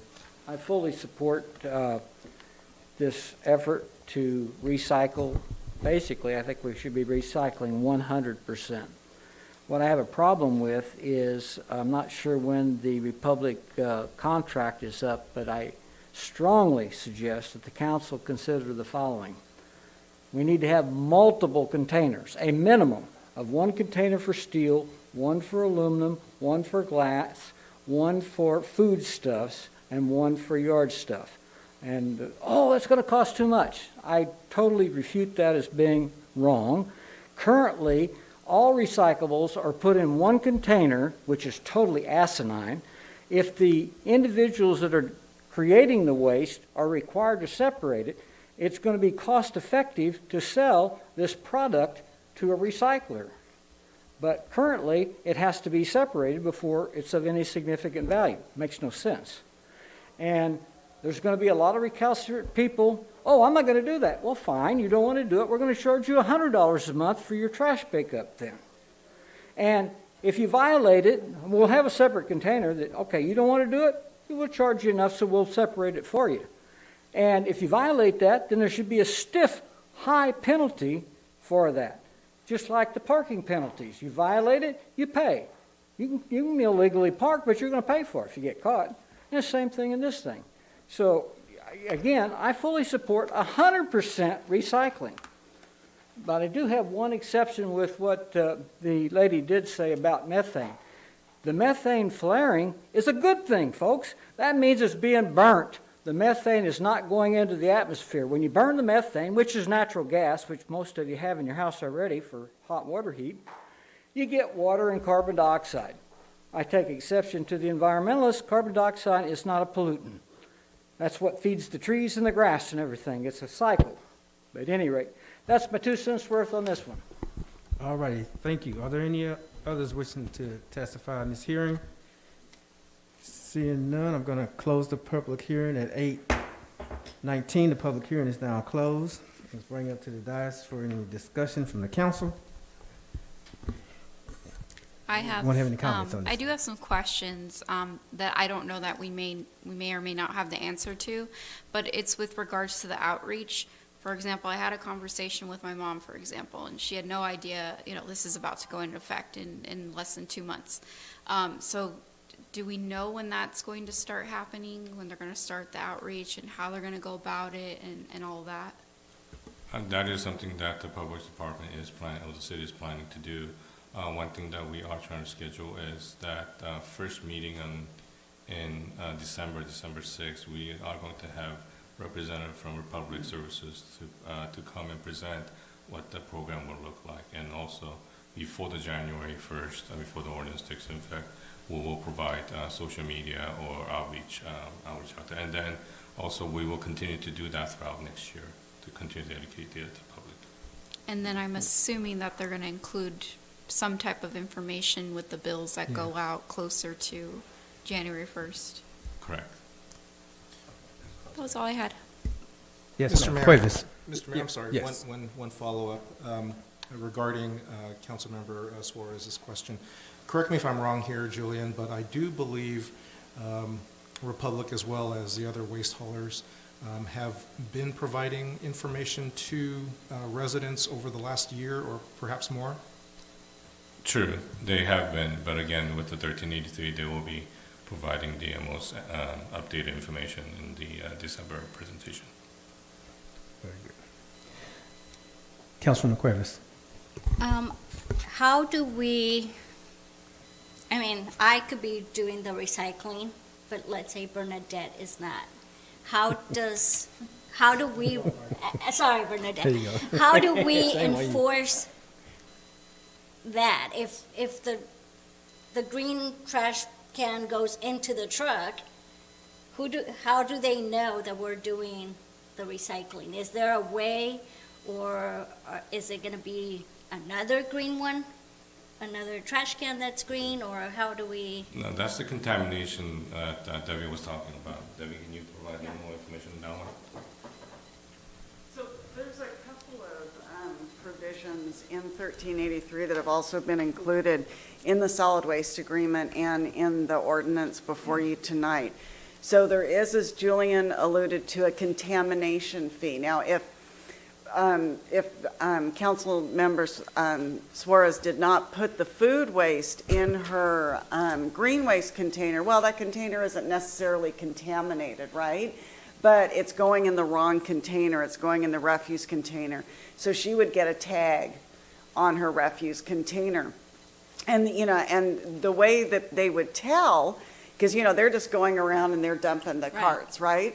But what they have to do, they're required to do route audits. And during those route audits, they're literally going to be opening the lid of those containers and seeing what's in there. And then again, they would be tagging containers and then reporting that back to the city. So those are the way we try and mitigate that. There is a tell on you complaint. There's a specific complaint in 1383. They're called SB 1383 complaints. And so it does allow people to tell on each other. So if you wanted to tell on her, and then those have to be reported to the city. So those would go through the hauler, and then the hauler would report any SB 1383 non-compliant complaints to the city. So prior to getting fined, is there going to be like a warning? Yes. And are we doing it in different languages, not just English and Spanish, Vietnamese, Chinese, or Mandarin? We need information in different languages, because we're not just a city that speaks English and Spanish. We also have Vietnamese and Chinese citizens. So I haven't seen those languages in any of the flyers. Are we planning to do that?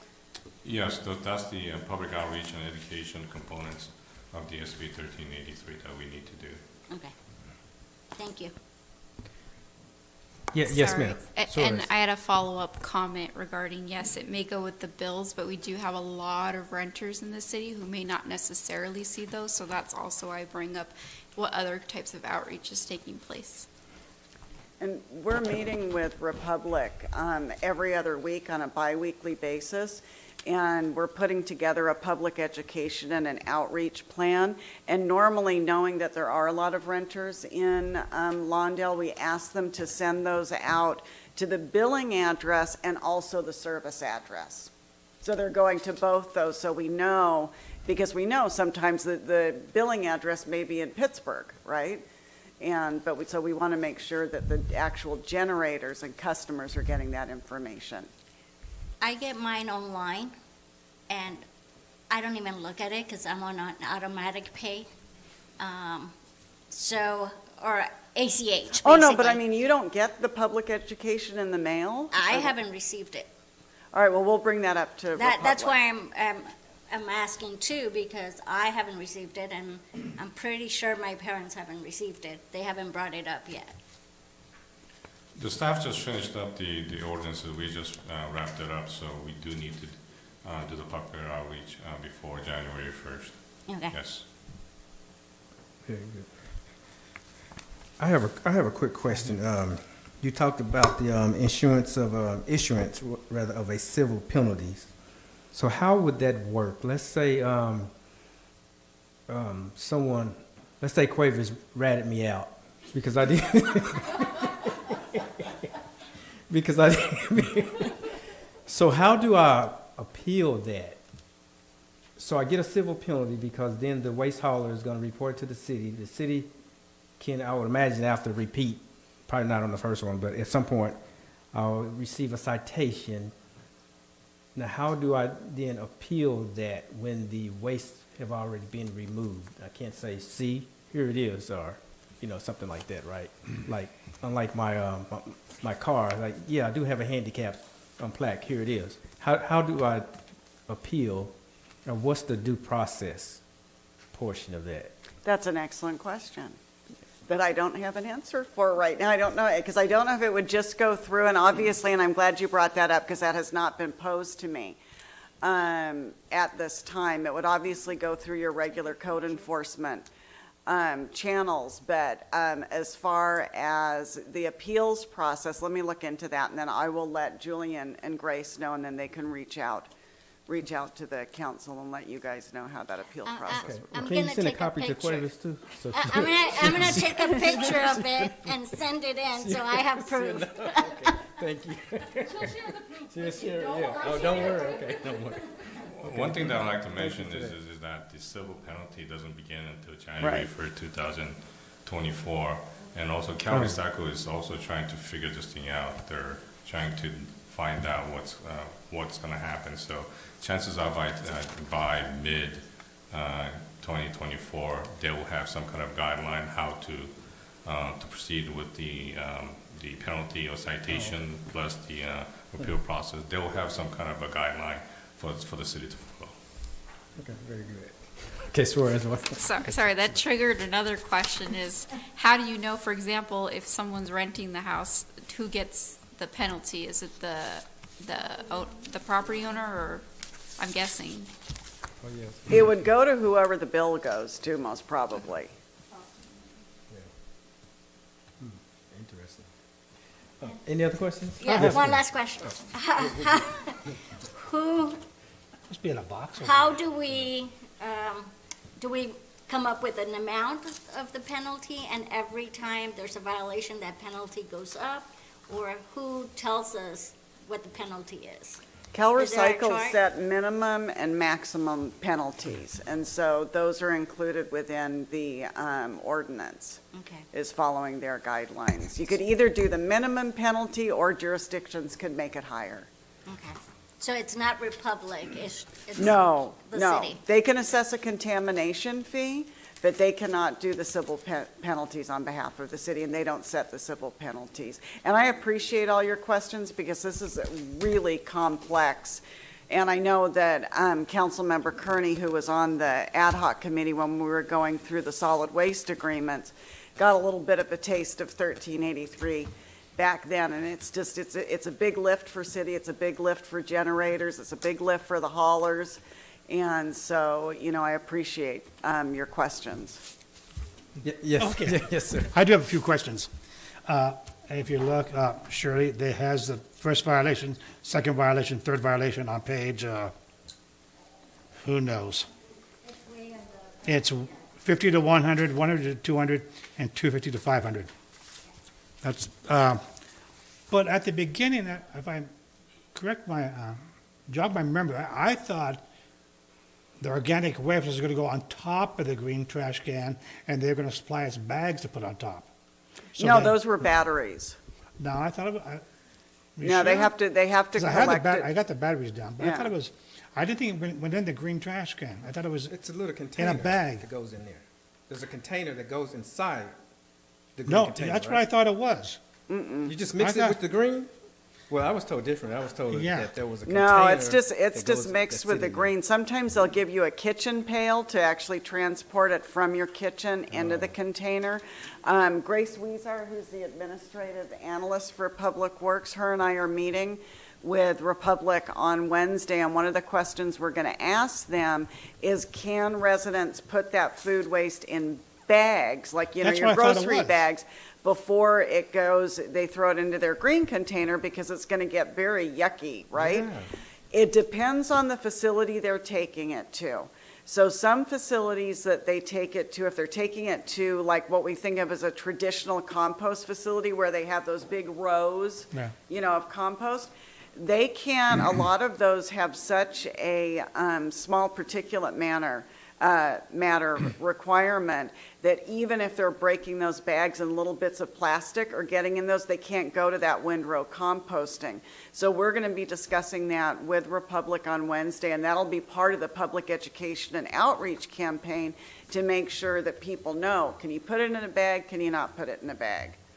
Or maybe they supply biodegradable bags for us. That doesn't, even the compost facilities at this point, even the compostable bags, they don't degrade at the same rate as food waste does. Okay. So that also messes up their thing, because when they're trying to turn these things and they've got still all these bags that haven't decomposed, even though they're compostable. Okay. So it's something, the industry is changing, the industry is having to make, real paradigm shifts on how they're going to do this. And, we'll probably see this program change over time as more technology becomes available, as more facilities become available. Yes, ma'am. Sorry. What if we want to start our own compost at home? Are we able to get, or someone teach us how to do it? Is there going to be a public outreach to make us decide to send it out, or if we could do it at home? Because it's good for plants sometimes. So I might be interested in doing it at home. Is there something in writing that could be provided to the citizens? LA County used to do composting workshops, and because of COVID, they stopped doing those. I don't know when they're going to start those again, and over the years, we have had a couple in Lawndale, and then they would normally offer a compost bin or a vermicomposting bin at a discounted rate. However, you'd still have your organics container, right? You still have your green waste container. And also, you have to, organics includes bones, fat, all that kind of nice stuff. And so, most composting bins, you can't put that in. There is something called a bokashi bin that you can look into, and that you can put bones. Yeah, those are really cool. And you can put bones and those kind of items in the bokashi bin. How about the turkeys? The turkeys in mine. Yeah, perhaps we can partner with the Environmental Charter High School. They have an organic program. I know the one in Inglewood does. I assume the one in Lawndale has one or two. They're the same school system. It may be. I know you can bring your food there, and maybe they might be even willing to teach people how to do it at home. But you certainly can bring your organics there. If for some reason you're averse to putting it in the can. I do believe LA County does have a virtual program on the composting, but the Public Works Department is planning to bring back those composting workshop as soon as it is available. I've done it in the past in the other cities, and those are very good program that a lot of residents are interested in. But we'll definitely bring it back as soon as this COVID things dies down. Another thing that I want to mention is a lot of those composting facilities are shut down because of COVID right now, so you can't really bring those to the facilities anymore. So we do need to reassess after this COVID-19 dies down. Thank you. Okay, thank you for that report. Let's see, what is the pleasure of this body concerning item number 7? There is an ordinance attached to it. Mr. Mayor, before the council starts, I just want to note a couple things. One, Mr. Moore did a great job taking the one item here that's amending the zoning code to the Planning Commission first, so legally you're in good shape there. Second, you'll see attached at the end of the report an update to the purchasing policy, which reflects the new requirement to purchase recycled goods. As you see, that's not before you in the recommendation tonight. That will be coming back at second reading. And I just want to clarify that when staff drafted that, it was before your revision to the purchasing policy. So you'll see in there's a $25,000 limit because this was drafted as we were going through the revision to the purchasing policy. That will be modified when you actually adopt it in 2 weeks to be the new threshold that you've set. It's what we have here is not going to mess with what you adopted tonight. Other than that, I would simply ask that you move forward with a motion on items 2, 3, 4, 5, and 6, and we can read the ordinances by title and go from there. I'll make the motion. 2, 3, 4, 5. If there's no other questions or comments. I'll second Okay, that. the motion's been made by Suarez and seconded by Cuevas. Is there any discussion on the motion? I just have one question. Yes. On the last sir. page, Greg, where it says the awards, Lawndale purchasing policy, some of the corrections have been made already. They're lined out 25, but 15 and 15. So we can still go forward with this, even with that, right? Let's see. Maybe I have an older version in the version I printed. Well, it's the very last page of number 7. And it has Lawndale purchasing policy overview. Oh, yes, sir. That is the purchasing policy that you adopted Okay. tonight. Okay. The change to the purchasing policy to account, that was at the very tail end of this item. Yes. So those numbers will be corrected in them? Yes, sir. Okay. Yes, sir. Okay. I'm good with it. Okay. Is there anything you need to read there, Mr. City Attorney? Yes, sir. I will read the titles of the 4 ordinances before you vote. The first is ordinance number 1182-21, an ordinance of the City Council of the City of Lawndale, California, adding section 3.08.150 to the Lawndale Municipal Code relating to purchasing of recycled paper products. The second is ordinance number 1183-21, an ordinance of the City Council of the City of Lawndale, California, amending chapter 8.28 of the Lawndale Municipal Code relating to waste requirements. The third is ordinance number 1184-21, an ordinance of the City Council of the City of Lawndale, California, adding section 15.28.051 to the Lawndale Municipal Code relating to accessible areas for recycling and organics in developments. And the final is ordinance number 1185-21, an ordinance of the City Council of the City of Lawndale, California, amending chapter 17.88 of the Lawndale Municipal Code pertaining to model water efficiency landscaping ordinance. Thank you very much, sir. Thank you. Okay, will the council please vote?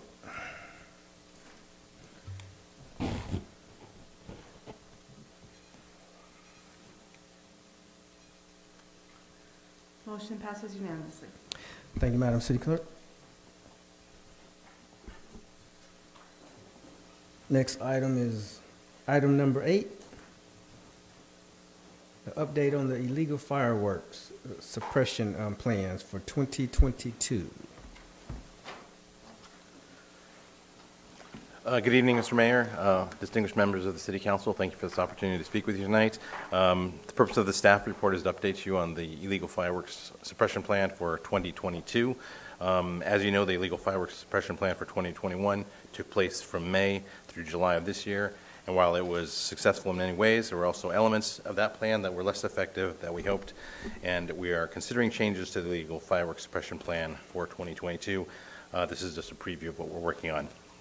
To begin, the most effective practices from the 2021 illegal fireworks suppression plan were the use of undercover vehicles used by deputies, which allowed overtime deputies to observe violating parties using fireworks for several minutes undetected. This was a very effective practice, and we're going to continue that into the next year. Secondly, the use of administrative citations rather than using criminal citations so that the courts would not be involved in the validity of citations issued by deputies regarding illegal fireworks. This was for ease of staff as well as for residents, as they were able to follow the same protocols for parking violations as they are for administrative citations. Thirdly, an aggressive information campaign to alert residents of the illegal fireworks suppression plan, which included social media and City of Lawndale cable channel broadcasts, as well as street banners, electronic message boards, flyer distributions at all city facilities, and mailers sent to all property owners in Lawndale. Lastly, the passage of city ordinance allowing homeowners to be held liable for the actions of their tenants and guests who are engaged in lighting illegal fireworks within the City of Lawndale on private property. Some of the proposed changes to the illegal fireworks suppression plan will be to reduce the scheduling of the SAOs to working night shifts leading up to the July 4th holiday. During the 2021 illegal fireworks suppression plan, deputies were working for 2 months prior to the July 4th holiday, but only 2 citations were issued during the 7 weeks leading up to this shift. This year, we wish to shorten SAO schedule changes to only 1 week of night patrols leading up to the holiday. Secondly, undercover vehicles will again be used, but this year we will rotate back to the rental company daily or every other day so that the vehicles are not burned. One thing we discovered this year, and the deputies shared with us, was that when violating parties were caught by an undercover vehicle, they would take pictures of that undercover vehicle and post it on social media and say, hey, this is a cop, beware. And very quickly that went locally viral, so that it was difficult for the deputies to continue riding. So we're going to rotate the cars daily, so there'll be different cars every single day, so it'll be harder to recognize. Thirdly, deputies also advised that there was a great amount Do me of a favor and confusion. pull that down just a little bit. I can hear myself I echoing. think it's No? on, but just get a little closer. Okay. How's that? Better? Yeah, just a little I can closer. start all over. If you want. Yeah. Give me that 4 minute. Okay, let me, thirdly, deputies also advised that there was a significant amount of confusion amongst residents who were receiving citations, and they believed that that fireworks purchased in other states were allowed because they bought them in Arizona, Nevada, and so forth. Oh, really? So that was what deputies brought to our attention. So this year, staff will create a simpler way for residents to determine legality and encourage residents to only use fireworks purchased locally at licensed stands bearing the California State Marshal Fire Seal. Lastly, the city looked into subsidizing law enforcement costs by attaching fees to legal fireworks manufacturers, but in speaking with neighboring cities, this is not something that most cities do. In speaking with our interim finance director, John Downs, this does not seem to be a feasible option, as the city does not have direct contact with the firework manufacturers, and we hold no leverage over them to offer financial assistance. However, in talking with Mr. Abram earlier tonight, there were some ideas that he suggested regarding business license fees for the manufacturers selling fireworks to our nonprofits. So we are still working on ideas. Again, this is just a preface to ideas we're working on. Additional ideas and options are still being considered for the illegal fireworks suppression plan for 2022. But for now, these are the changes that staff feels will be the most productive. Staff expects projected costs to be between $25,000 to $30,000 once again to cover overtime deputy salaries, rental car costs, signage and advertising fees, and mailing fees. Staff again hopes to offset some of these costs with funding from the Justice Assistance Grant. Staff has consulted with the city attorney, and the city attorney approves the implementation of these strategies. Staff recommends that council receive and file this report for the illegal fireworks suppression plan for 2022, and I can answer any questions if you have any. Any questions? Yeah, yes, ma'am. Okay, comments. Comments or questions? Hoffman-Gorman. A couple of things I would like to see in here. Number one, I would like to know of the tickets that we wrote for 2021, what the status of those are. Sure. Because I heard that one of our offenders got like multiple tickets in one day. Has that been resolved? Has the property owner, what happened on that case? So I would like to see more of that in the, Yeah, I can give you some of those numbers right now. There were about 35 citations issued from the deputies over the course of the fireworks suppression plan. As you recall, a number of the tickets, what we allowed for the deputies if they observed fireworks being lit on private property but couldn't make contact with the person lighting them, like the person ran into the house or were doing it from the backyard with skyrockets, they would simply get the address, give it to my staff, and we would complete the site the next day. We found there were actually 2 or 3 sites that the deputies had written that the addresses were no good. We spoke with the deputies to get a better address, and they couldn't remember, so those sites we actually had to dismiss because we didn't have a good address. There were a couple people who did get multiple sites. There was 2 people that got 2 sites over different days, actually, not the same day. But we let them know you were contacted day 1, you got a second one day 2. You know, you knew you couldn't do it, so those sites, we let them know they could appeal those sites. There are still a few sites being appealed. But for the most part, about 20 have already been heard and were upheld. So we do expect money to be coming in for those citations, but there are still a few citations that are waiting to go to the hearings board. and so the next question I have is, we had talked about this even before the 4th of July, is we had changed the policy so that it was a $1,000 fine. But we had been having a discussion that the first one should be 1,000, the second one should maybe be 2,000, and it should go up. And what was the state going to allow us so that we could increase, so that they weren't always just going to get $1,000, that it was going to grow even higher? And that is something we're still working on. The policy we have is if you get one site, you do get 21 days to appeal that site before the next one. So to give a $2,000 site after they got one just the day before would be egregious. So we're still working on that. And we do have, the reason we're presenting this early is so that we can have time to discuss and hear these options and things like that. I have spoke with some cities that offer their charges as high as $5,000 per site if it's a second or third offense. I would like it as high as possible. And the third thing that I had for a question is, I know you said that you're working on this currently.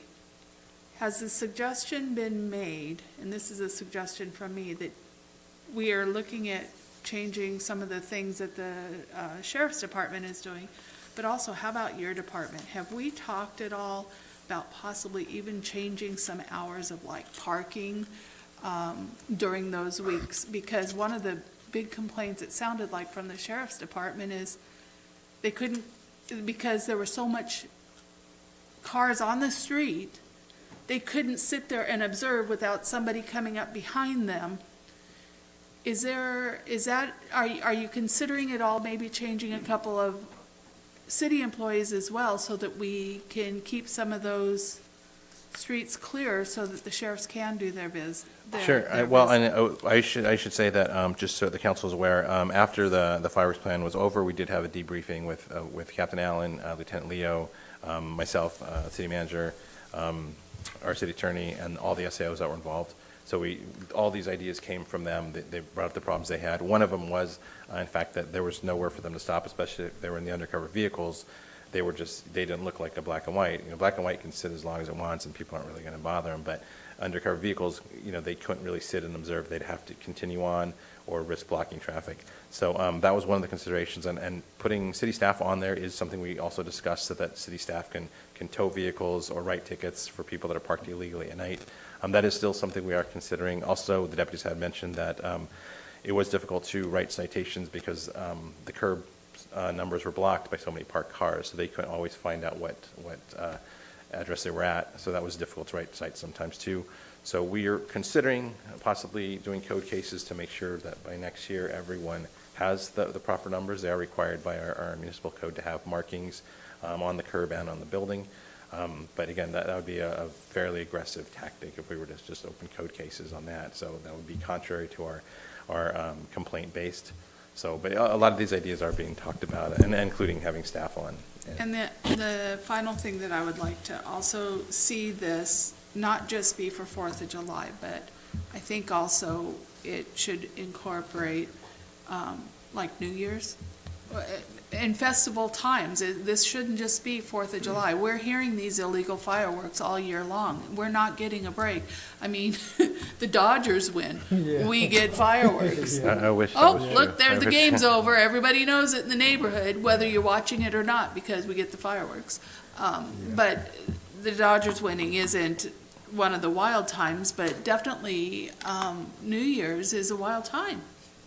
And so I think what we're doing here, it might look like a scaled-down version, but I think we should also have plans in this to implement for the other times of the year when it's a problem.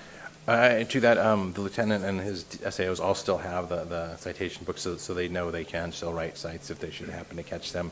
One of the challenges with the fireworks is the mortars are difficult to triangulate where a sound came from. So even if they're right there, it's hard to know that if it's from behind or in front of them. So that was difficult. But they still can issue cites for fireworks throughout the year. They don't need the holiday to do it.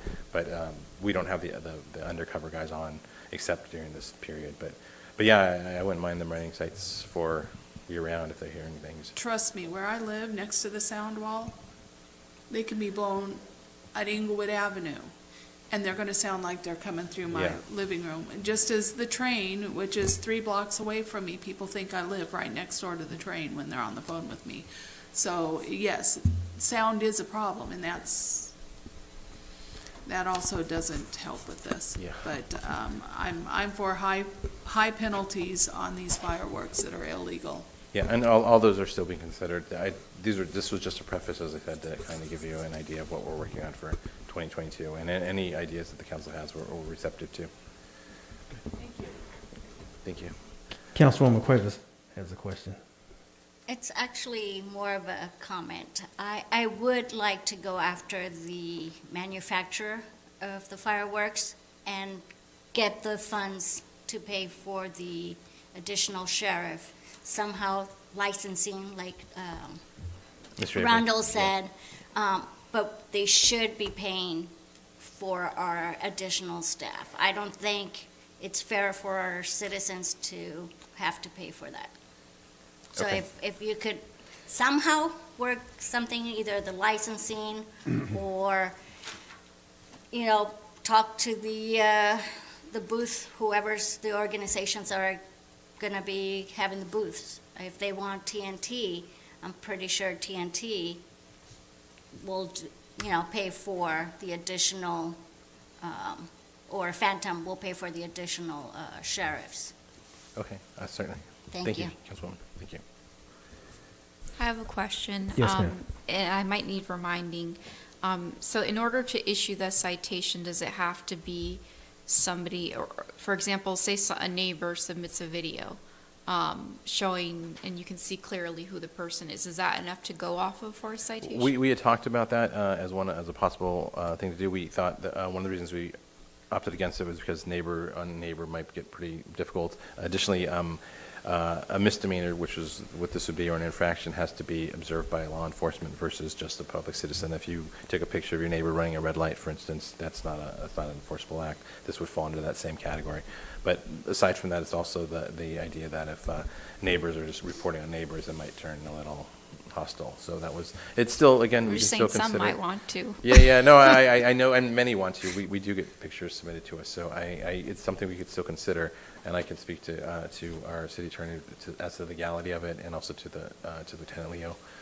But that was the concern, was just how it would affect the actual community. Just a quick question. Do the manufacturers pay a business license? I know those who actually sell the product have a business license. That's what we're going to look into. That was the suggestion from Mr. Abram tonight, that he said to me that. I'm wondering, how could you that was force the them? thing. It's like That I'm was our buying concern. a Toyota. Toyota don't pay a business license if I'm buying a And, Toyota yeah. from the car dealership.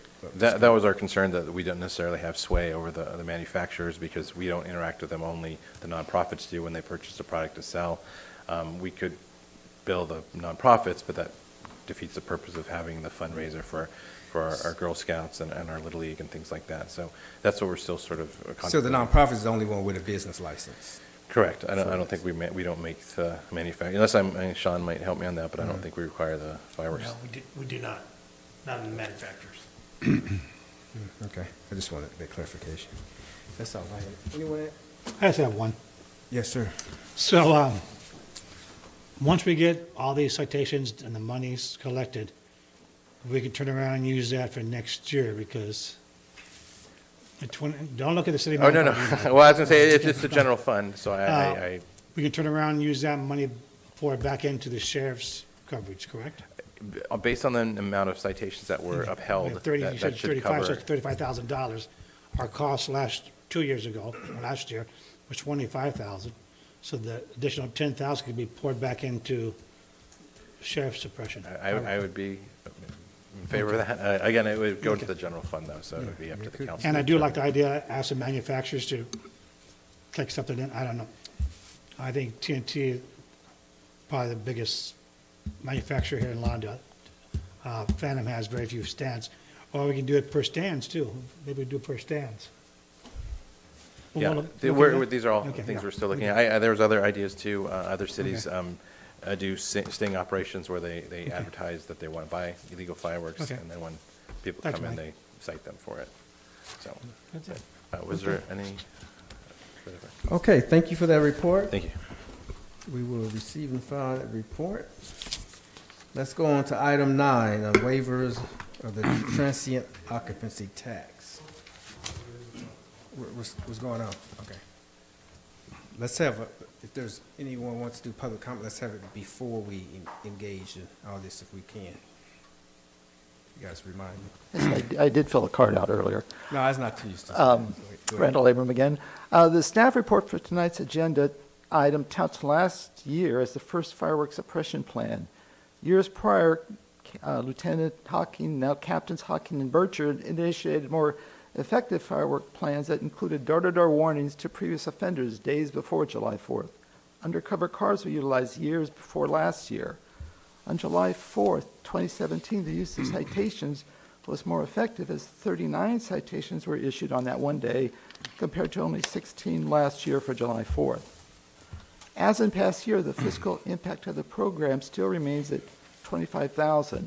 The section on funding states that the number of deputy hours for fireworks suppression will be determined by the amount the city receives through a JAG grant. Does that mean it could be less than $25,000? Last year, the police summary indicated that July 4th received the most calls ever received, with the watch commander having to answer calls at one point. As the sheriff's department was overwhelmed with the level of funding, with revenues of $16 million in this year's budget, spending only $25,000 is insulting to the residents of Lawndale who suffer through this every year. If you can't or won't protect residents, then eliminate the program that poses a threat. In regards to subsidized funding, the staff report indicates that a neighboring city does not receive funding as reported. As Mr. Reyes alluded to, my research shows that other cities such as Carson require fireworks manufacturers in their municipal code to pay a business permit fee that offsets some of the city's costs on July 4th. Most of the cities have a detailed description of what the duties are of the manufacturers, but there's no mention whatsoever of the fireworks responsibilities in Lawndale's municipal code. Do they even obtain a business license in Lawndale? They are clearly engaged in business in the city, which is a requirement to get a permit in Lawndale. The staff report states that fees could be put on the nonprofits, then states that would be contrary to the wishes of the city. Perhaps it was meant the wishes of the city council, as the city's online survey showed the majority of residents do not want safe and sane fireworks. This is backed by the increased number of complaints overwhelming the sheriff's department. Lawndale's municipal code sets a permit for a fireworks stand at $150. With the amount of time staff has to spend overseeing the stands and following up on the financial reporting, isn't this paltry fee a gift of city funds? Why are fireworks sales allowed up to 11:59, which cannot even then be evenly lit after this time? Fireworks residents fought to change the 1 a.m. deadline, but the current 11:59 is still a violation of the 10 p.m. noise ordinance. Neighboring cities of Hawthorne, Gardena, and Inglewood stopped the use of safe and sane fireworks at 10 p.m. If you're not going to take the rational move to stop Lawndale's safe and sane fireworks at 10 p.m., then do right by residents and provide the deputy staffing. Thank you. Okay, with that, we will move on to item 9, waivers of the TOT late remitance penalty for Best Western Hotel. That's the staff report. Yes, thank you, Mr. Mayor, members of the City Council. As you're aware, the Lawndale Municipal Code outlines a process for transient occupancy tax. Some may refer to that as a hotel tax. The municipal code also has sections within regarding transient occupancy tax related to penalties, interest, and also a waiver of penalty for delinquent payments of the TOT tax. On October 14th of this year, I received an email from the general manager of the Best Western plus South Bay Hotel requesting an extension for the third quarter TOT payment and also a waiver of the penalties. After some consideration of several factors, including the fact that it was a request that was made well in advance of the deadline for payment of the TOT, the fact that the Best Western is a longstanding business within Lawndale and generates a significant amount of tax revenue for the city, and the fact that the Best Western, it's not a regular or frequent request that's made for late payment.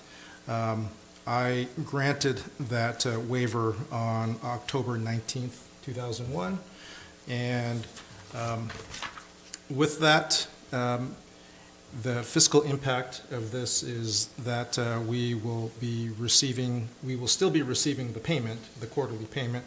However, it will be delayed, and what I'm told at this point is that the delay will be roughly a week or 2 weeks. By not allowing for, or by not collecting the penalty portion, the city would forego a 10% penalty, which would amount to $5,452.91. So with that, the municipal code allows for the waiver of this penalty so long as this report is made to the City Council. With that, I'll end my presentation, and I'll be happy to answer any questions. Okay, thank you for that report. Are there any questions of the city manager's report on item 9? I have several. Yes, I'll sir. let anybody else first. No, you first. And this says it's not frequent. I believe Best Western 2 years ago or last year asked for the same thing, was turned down. Then last year, I was walking by there and I saw several code violations. I turned it into most of the services. I mean, a planning department and most of the services. Now I come to find out, I don't know if your council's aware, they're opening a brand new restaurant there, and he's going to apply for a liquor license. If you read the staff report the city manager wrote, it said they can't pay it because of major unforeseen expenses. Well, the unforeseen expenses, the new restaurant and the new business license, I would tell this council, I would tell them, you owe the money, pay the money, and you offend me, Kevin, by waiving the request for the penalty, the late penalty, remit penalty. That should never have been done. This man turned his hotel into a homeless room key. He violated, he didn't have nothing to do with the city. He's opening a restaurant, cold cases against him. He's again asking for a liquor license there. If we do this, it's not fair. Mr. Patel asked for an extension, and we turned him down, which is the owner of the down the street here. So something's going on. I don't know if it's coercion here, but something's going on here, and I'm going to vote no. This man owes the money, pay the money. Thank you. Any other questions? And I had a comment. I don't know with regards to code violations. I'm not aware of any of those.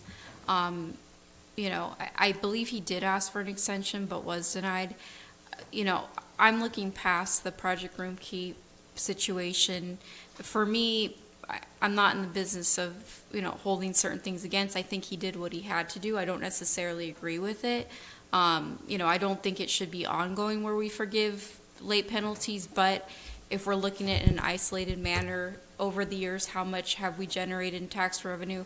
If he's asking for, maybe a break this one time, I'm okay with it. If it becomes an ongoing thing, then no, but me personally, I'm okay with it. I don't, I think here and then people do need a little bit of a helping hand, again, not ongoing, but I'm okay with this. So Helping Hands has opened a brand-new restaurant and asking for a liquor license or special use permit to sell liquor there. But he can't pay his TOT taxes. And I'm not mistaken, I talked to one of the employers over there, he plans on remodeling the whole damn hotel. So, are these the unforeseen expenses he's talking about? Kevin, Anyone else? I'm sorry. Yes, ma'am. Yes. When is he planning to pay the TOT? Is it in a couple of months? Is it a week or two? From what I've been told, he plans to pay it this week or perhaps next week, When was it due? the end of last month, the end of October. So last Yesterday. Friday, Yes, correct, or yesterday, basically. correct. I'm okay with if he pays by next week, but if it drags on for another week, I wouldn't adjust it. And I'm thinking somewhere Yes, ma'am. along the way, it should also say something like, this is a one-time, it's not happening again. Some type of wording that says, if it goes through, that we can't expect it like this. Right, and like I mentioned in the report, it's not a frequent or regular occurrence by the Best Western.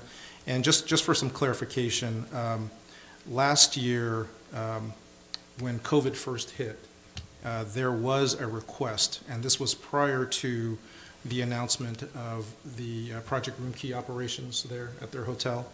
That's when I first became involved with the Best Western and the owner there. There was a request for a late payment, and eventually that issue sort of went away once Project Room Key became an issue, because at that point we were then fighting for TOT at all, and that became our charge. Later on that year, in October, there was not a request that was made. There was a delinquency, and the payment was made at that point. So in terms of requests for waiver, like I said, there was one right before the pandemic, and that was not acted on. So this was the only next request for waiver that was received by the Best Western. I beg to differ with you, because I know he came afterwards and he wanted a extension on it, and at the time Marla Pelton told him no. So anyway, I mean, this council can do what they want, but you're opening a floodgate. We're opening a floodgate. May I ask a Well, question? yes, ma'am. This is within the city manager's approval, right? So it's not necessarily, What he has already. That's right, Yeah. ma'am. Okay. The code gives the city manager the authority as long as he makes a public report to the five of you. And Mr. Mayor and members of the council, please understand that when it comes to my responsibility as a city manager, I take it very seriously. And, in terms of the decisions that I make, I don't make them in complete isolation. It's with an understanding of what the city council values. And so I don't take that responsibility lightly at all. And, what I hear from the city council is that it values its businesses. what I hear from the city council is that it wants Lawndale, the city of Lawndale, to be a business-friendly city. So I take these, thoughts into consideration, and based on that, I make my decision based on the authority that's allowed for my position in the municipal code.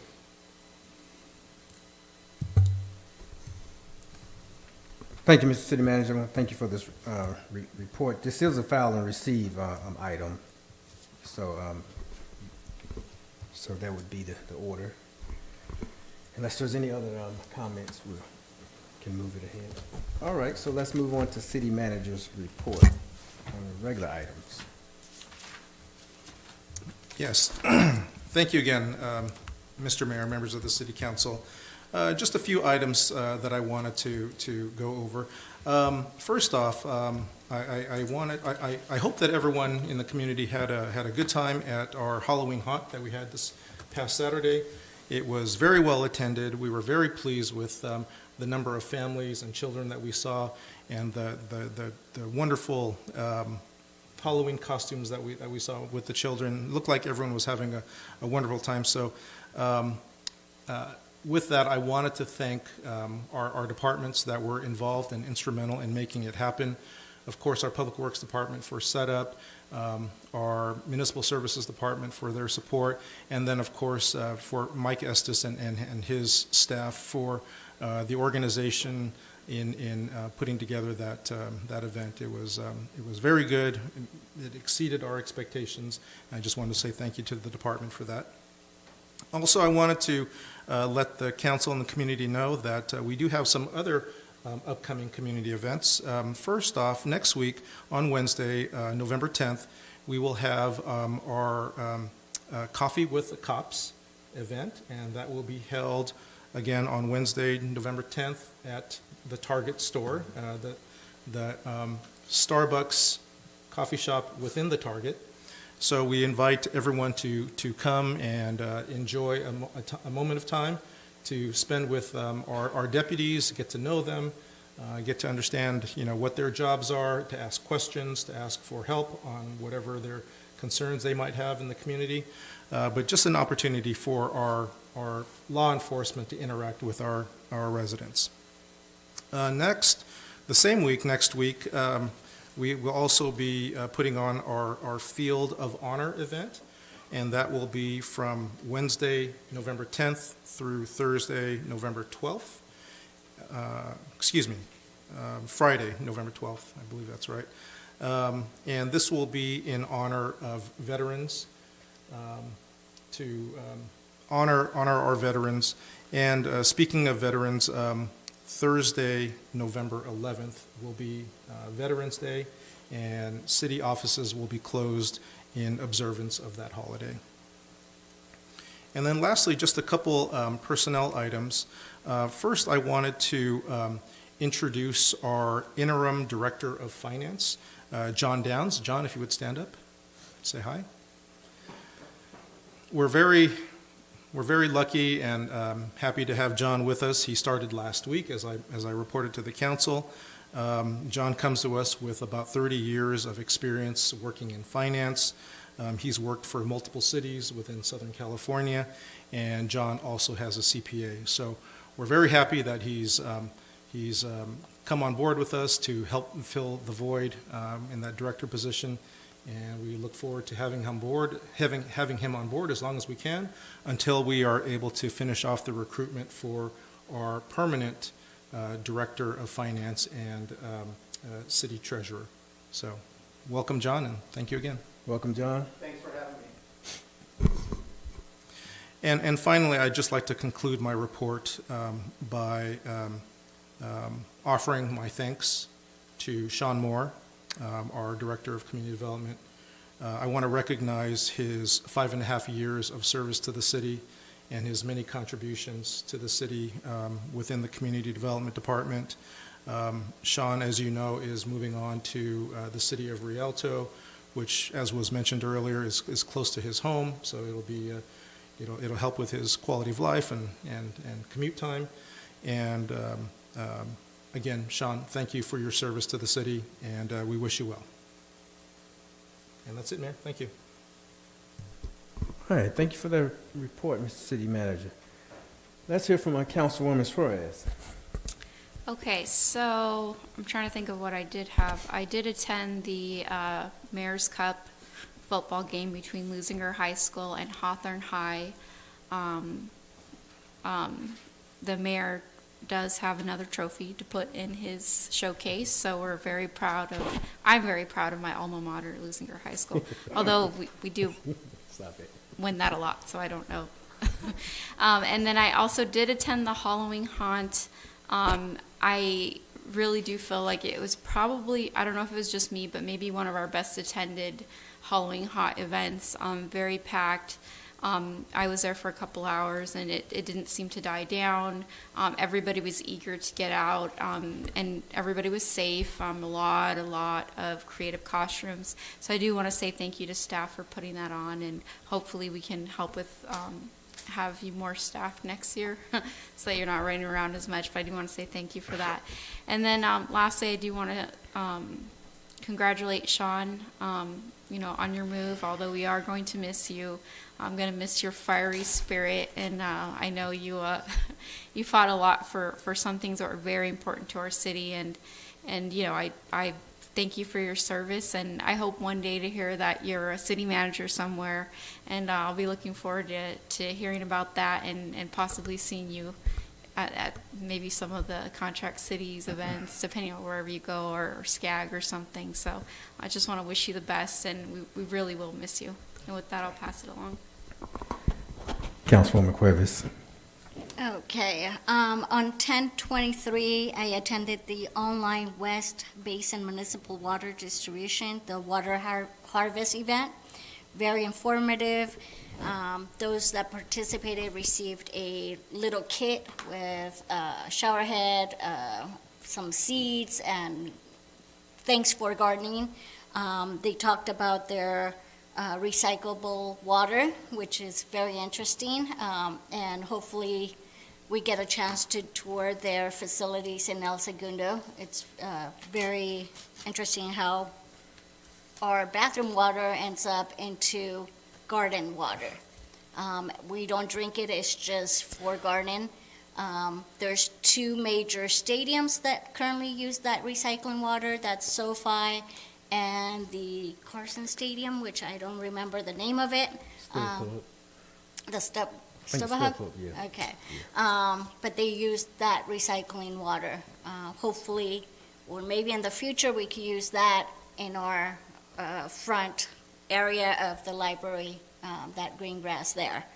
I also attended the Halloween event. Thank you, Mike. It was great. I didn't expect so many kids, but your staff, along with Julian's, did a great job. Please let them know that it's greatly appreciated. I have a question for Mike. Is it time for us to start talking to the school district about parks, the contract? Sorry.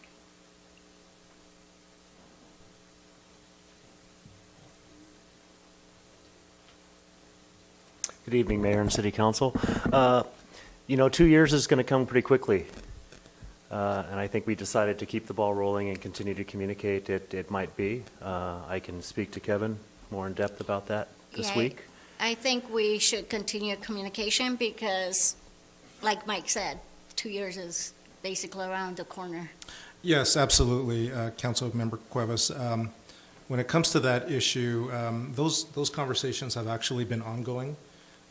I do have those conversations at a staff level with the district, and it is something that is definitely on our minds. And I know that we have a 2-year period to try to negotiate something other than what we have now. So once we have something a little bit more significant to bring back, we'll schedule a meeting of the subcommittee to discuss that. Thank you. And Mike, is it possible, I don't know if it's Julian or Mike, but William Green, the games or the kids' playground, I was told that there's some pieces of metal sticking out. They didn't tell me which ones. I'm waiting for that email to be forwarded to you. But if you could please check the equipment for the kids there. We'll take a look appreciate first it. thing tomorrow. Thank you. Yes. That's it for Mike. Thank you, Mike. Thank you. The next thing, Sean, thank you very much. I truly enjoy working with you in the Planning Commission, and the past 6-7 months here in the council. I'm going to miss you. I don't have anyone to go bother in the office anymore, so please keep in touch. If you ever need anything, you know where to find me. And good luck in your new position. Last but not least, I don't know if it's possible to have a closed session either at the end of November, beginning of December, to discuss the city manager performance. I think it's time for us to do another review. That's all from me. Thank you, Councilwoman Hoffman-Gorman. I have a few things. I attended with the mayor a meeting with Metro, still talking about the Green Line on the 19th. On the 20th, I attended with Mayor Pro Tem Kearney, Contract Cities, where we had a really good speaker on homelessness.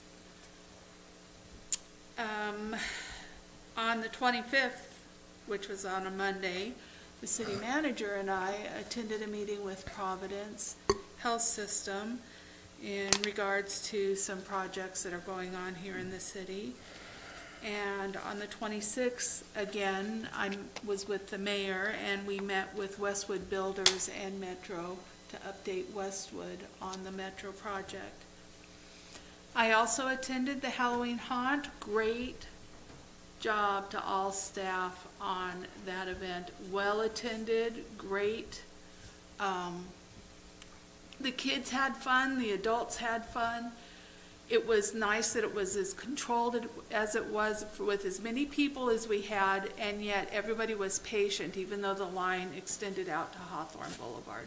So that was really great to see the families wait their turn so that we weren't overcrowded where we were giving the candy, and the kids had the time to say trick or treat before getting their little rewards. The only thing that I did hear is the need for more food.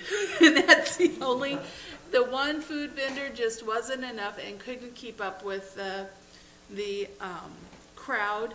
And it was thought that Corner Burger was probably really having a good night over there because there was the need for food. I did hear that. That's good. I wanted to give 2 shout-outs tonight. One to the Lawndale High football team, who just celebrated a season undefeated. Absolutely outstanding. So a big yay to them. There you go. And number 2. Waiting for it. Number 2. The Mayor's Cup at Lusinger. I'm proud to say that Lusinger once again has it, and that's a trophy that's near and dear to my heart since it was originally thought of by the 2 mayors. Our mayor here, my father, and the mayor of Hawthorne, Larry Guidi.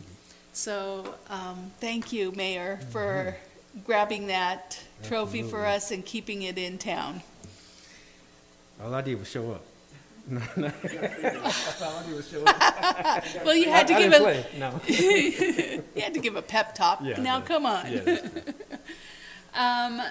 I also want to remind residents, this Field of Honor is really an outstanding thing to see out here in front of our City Hall. It is breathtaking. And I want to encourage residents to come and participate. Pay the $25, honor one of your loved ones with one of the flags. Drop by. I know that when this is going on, I find myself finding every excuse possible day and night to come up and drive close to City Hall. Absolutely outstanding. I think one of our very best events that we do here at the city. Mm-hmm. And lastly, Sean. You have done so much for us here at Lawndale, and I am so proud of the work that you have done. You're tough, and I love the toughness. We needed your toughness in that position.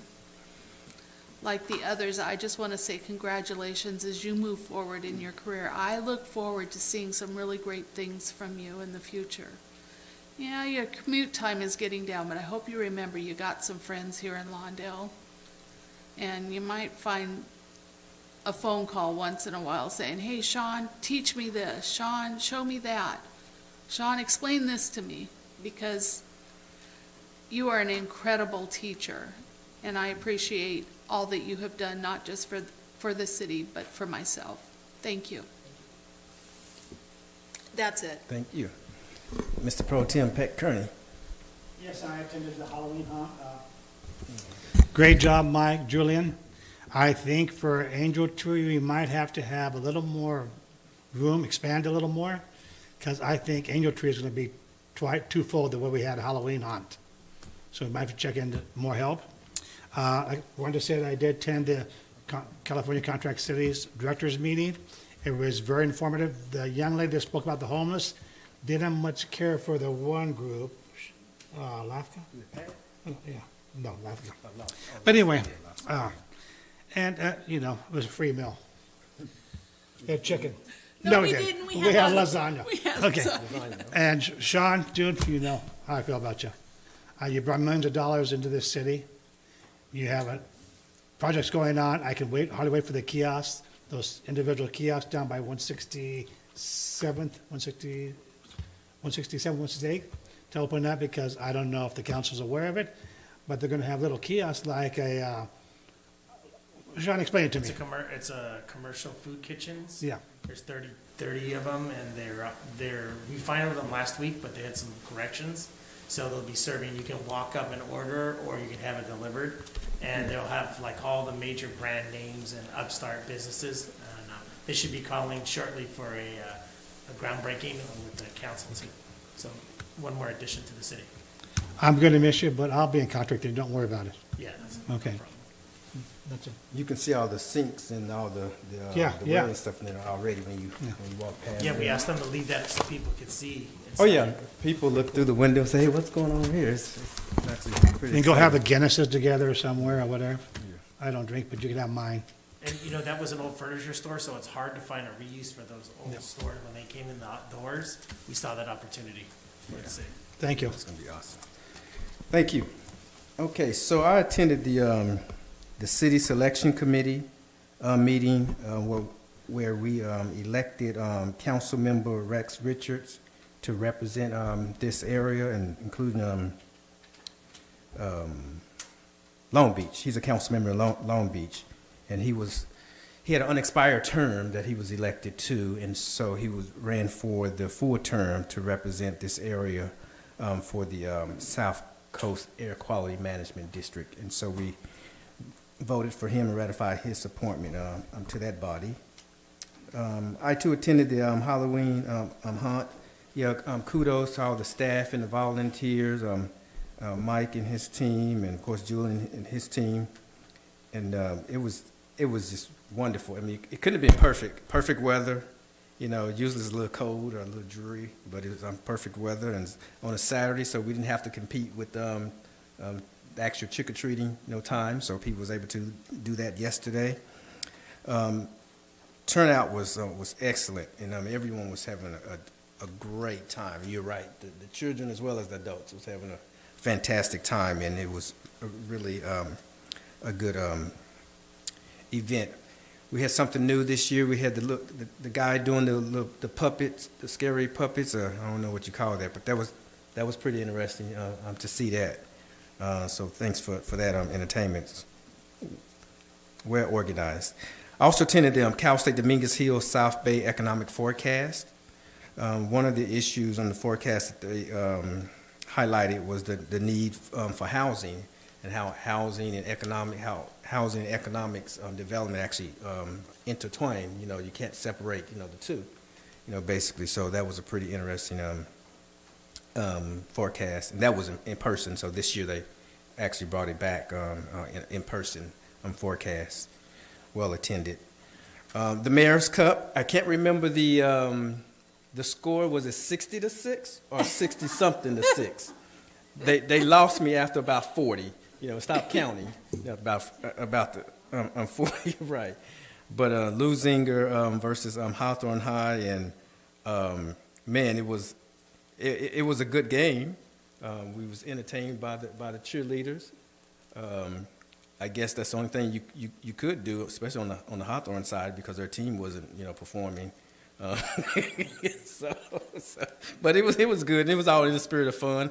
And the guys, I mean, when we talk about whose house, and they say Lou's house, they were fired up and ready to go, to receive the trophy. And they just they had a good time. I had a good time watching them, and we just had a good time. I also attended the sanitation district regular meeting where we talked about all things wastewater, that is, and landfills.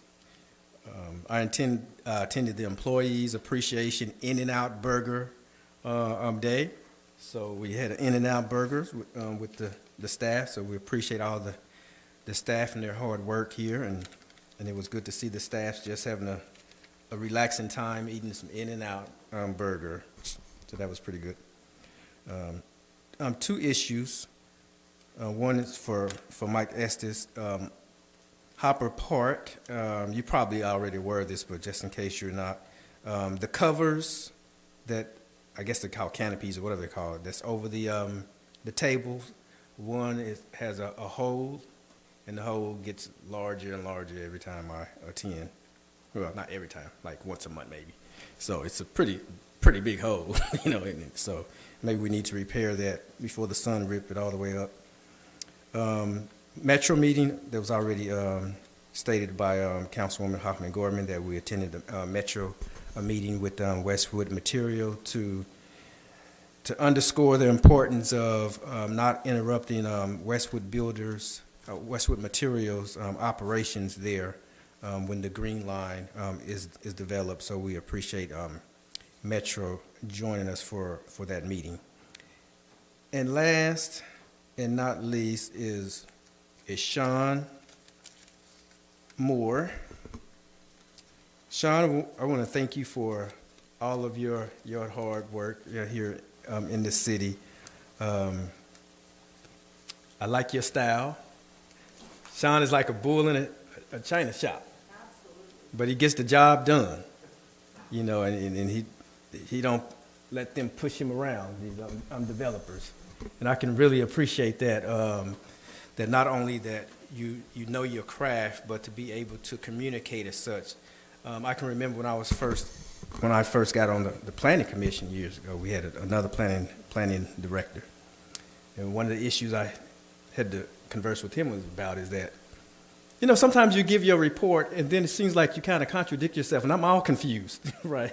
And so I appreciate the fact that the clarity, right, that when you deliver your reports, that you're very clear in the communication style. You're very clear in terms of making sure that we understand, and you don't assume that we understand all the nuances or what have you. But you're ready to go down the nuanced road should we request such. So I really appreciate that. I also appreciate the fact you have an open door, that you was always warm and not feel like you've been disturbed when the council member or the mayor comes to your office, because I know sometimes it could be kind of, a little challenging when, it's like, oh, the big bosses are here, right? Just like any workplace, right? But you was always warm or what have you, and inviting, and the way you work with developers. There's been several projects that a developer may come through with a project or what have you and have no idea probably what they're doing, right? And you would go above and beyond to help them. In some cases, going way beyond like what you're getting paid to do. Yeah, if you do it this way, you do it that way, you might have something to talk about, right? But the way you have it now, that's not going to fly. But that's going way beyond, and we appreciate that type of customer service. working with developers. When I say developers, I also mean people with home improvements as well. Although they're not developers in that sense of the word, but we really appreciate how you just take the time, and then you tell people it's either it's gonna fly or it's not, and you can apply. But I'm letting you know this is my professional opinion, and you don't mislead the applicants, and we really appreciate that, because we always get stories where, oh, the city said I can do this, said I can do that. When people tell me that, I have, since the 5 years or so that I've known you, I say, I don't think so. He may have told you some options, right, and you picked up on the option that you prefer, right? But that's because of the interaction we have had over the years, or what have you, and getting to know you. So I really appreciate that. And just like Mayor Pro Tem said, you may get a call, and Councilwoman Hoffman-Gorman, you already know you're going to get a call, from me, right? So the department, he's the chair, what do we call it, of the community development housing.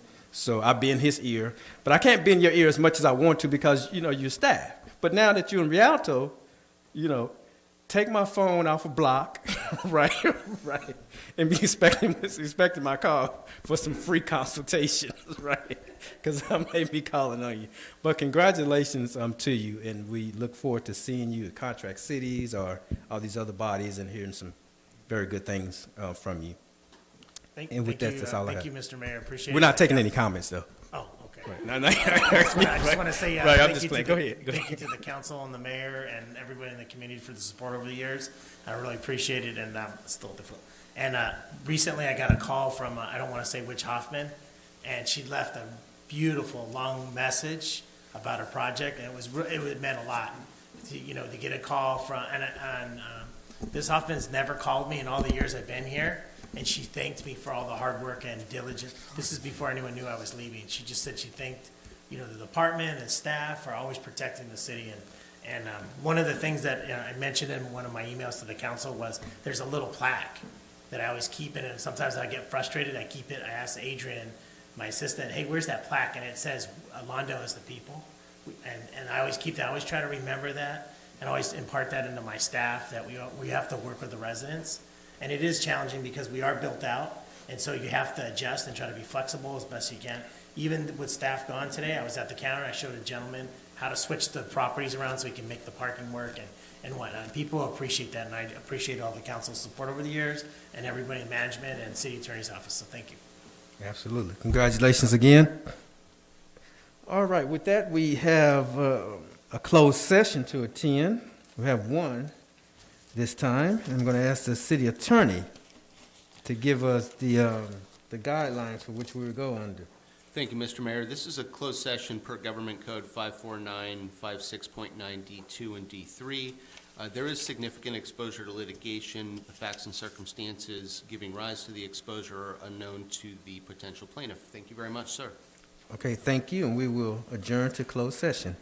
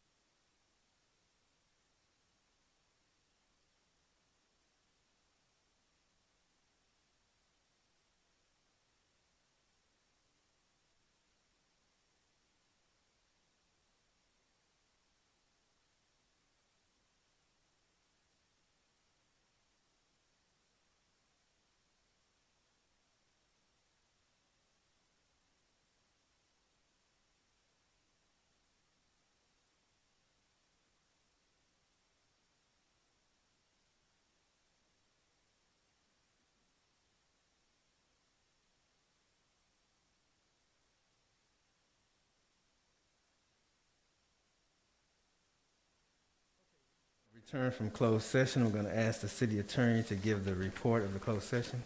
Thank you, Mr. Mayor. The city council was briefed on the item of potential litigation, but no reportable action was taken this evening. Thank you, sir. Attorney, we do have an adjournment. I'm going to ask Councilwoman Hoffman-Gorman to give us some information on the adjournment for tonight. Tonight, I would like to ask that we go ahead and adjourn this meeting in memory of a longtime Lawndale resident by the name of Ray Rapp, who happens to be our city clerk's father. Ray has contributed into our community. He has served on our senior advisory committee. And if there's one thing that I will always remember about him, he could always brighten a room.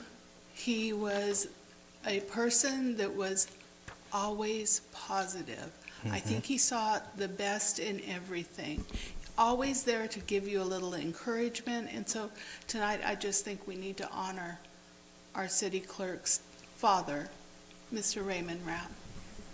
I definitely agree. I do have a quick story about Ray. So I was looking through my my appointments. I guess it was like 2 years ago or whenever it was. And so I had down Ray Rapp for Parks and Recs and Social Services, right? Eric Orbison, right. And then I realized that was her father, right? I never knew that Ray was your father. So I had to break the news. I called him, had to break the news to him that your daughter is on the commission, and I'm going to reappoint her to the commission. Or what have you. I thought that was the funniest thing, and he got a real laugh out of that, or what have you. Anyway, that's my little ditty. So we definitely will adjourn tonight's meeting in memory of Ray Rapp, and we're gonna miss him, and our blessings and prayers are with the family, his wife and his daughters, and all his families, and our illustrious city clerk, Erica, and we really appreciate it. And thank you for bringing that to our attention as well, Councilwoman. With that, let's see. Okay. You know, it's kind of crazy right here after 10. Okay. The next regularly scheduled meeting of the Lawndale City Council will be held at 6:30 p.m. on Monday, November 15th? That seems like a long time. November 15th. In these here council chambers. It is now 10:27. This meeting is adjourned.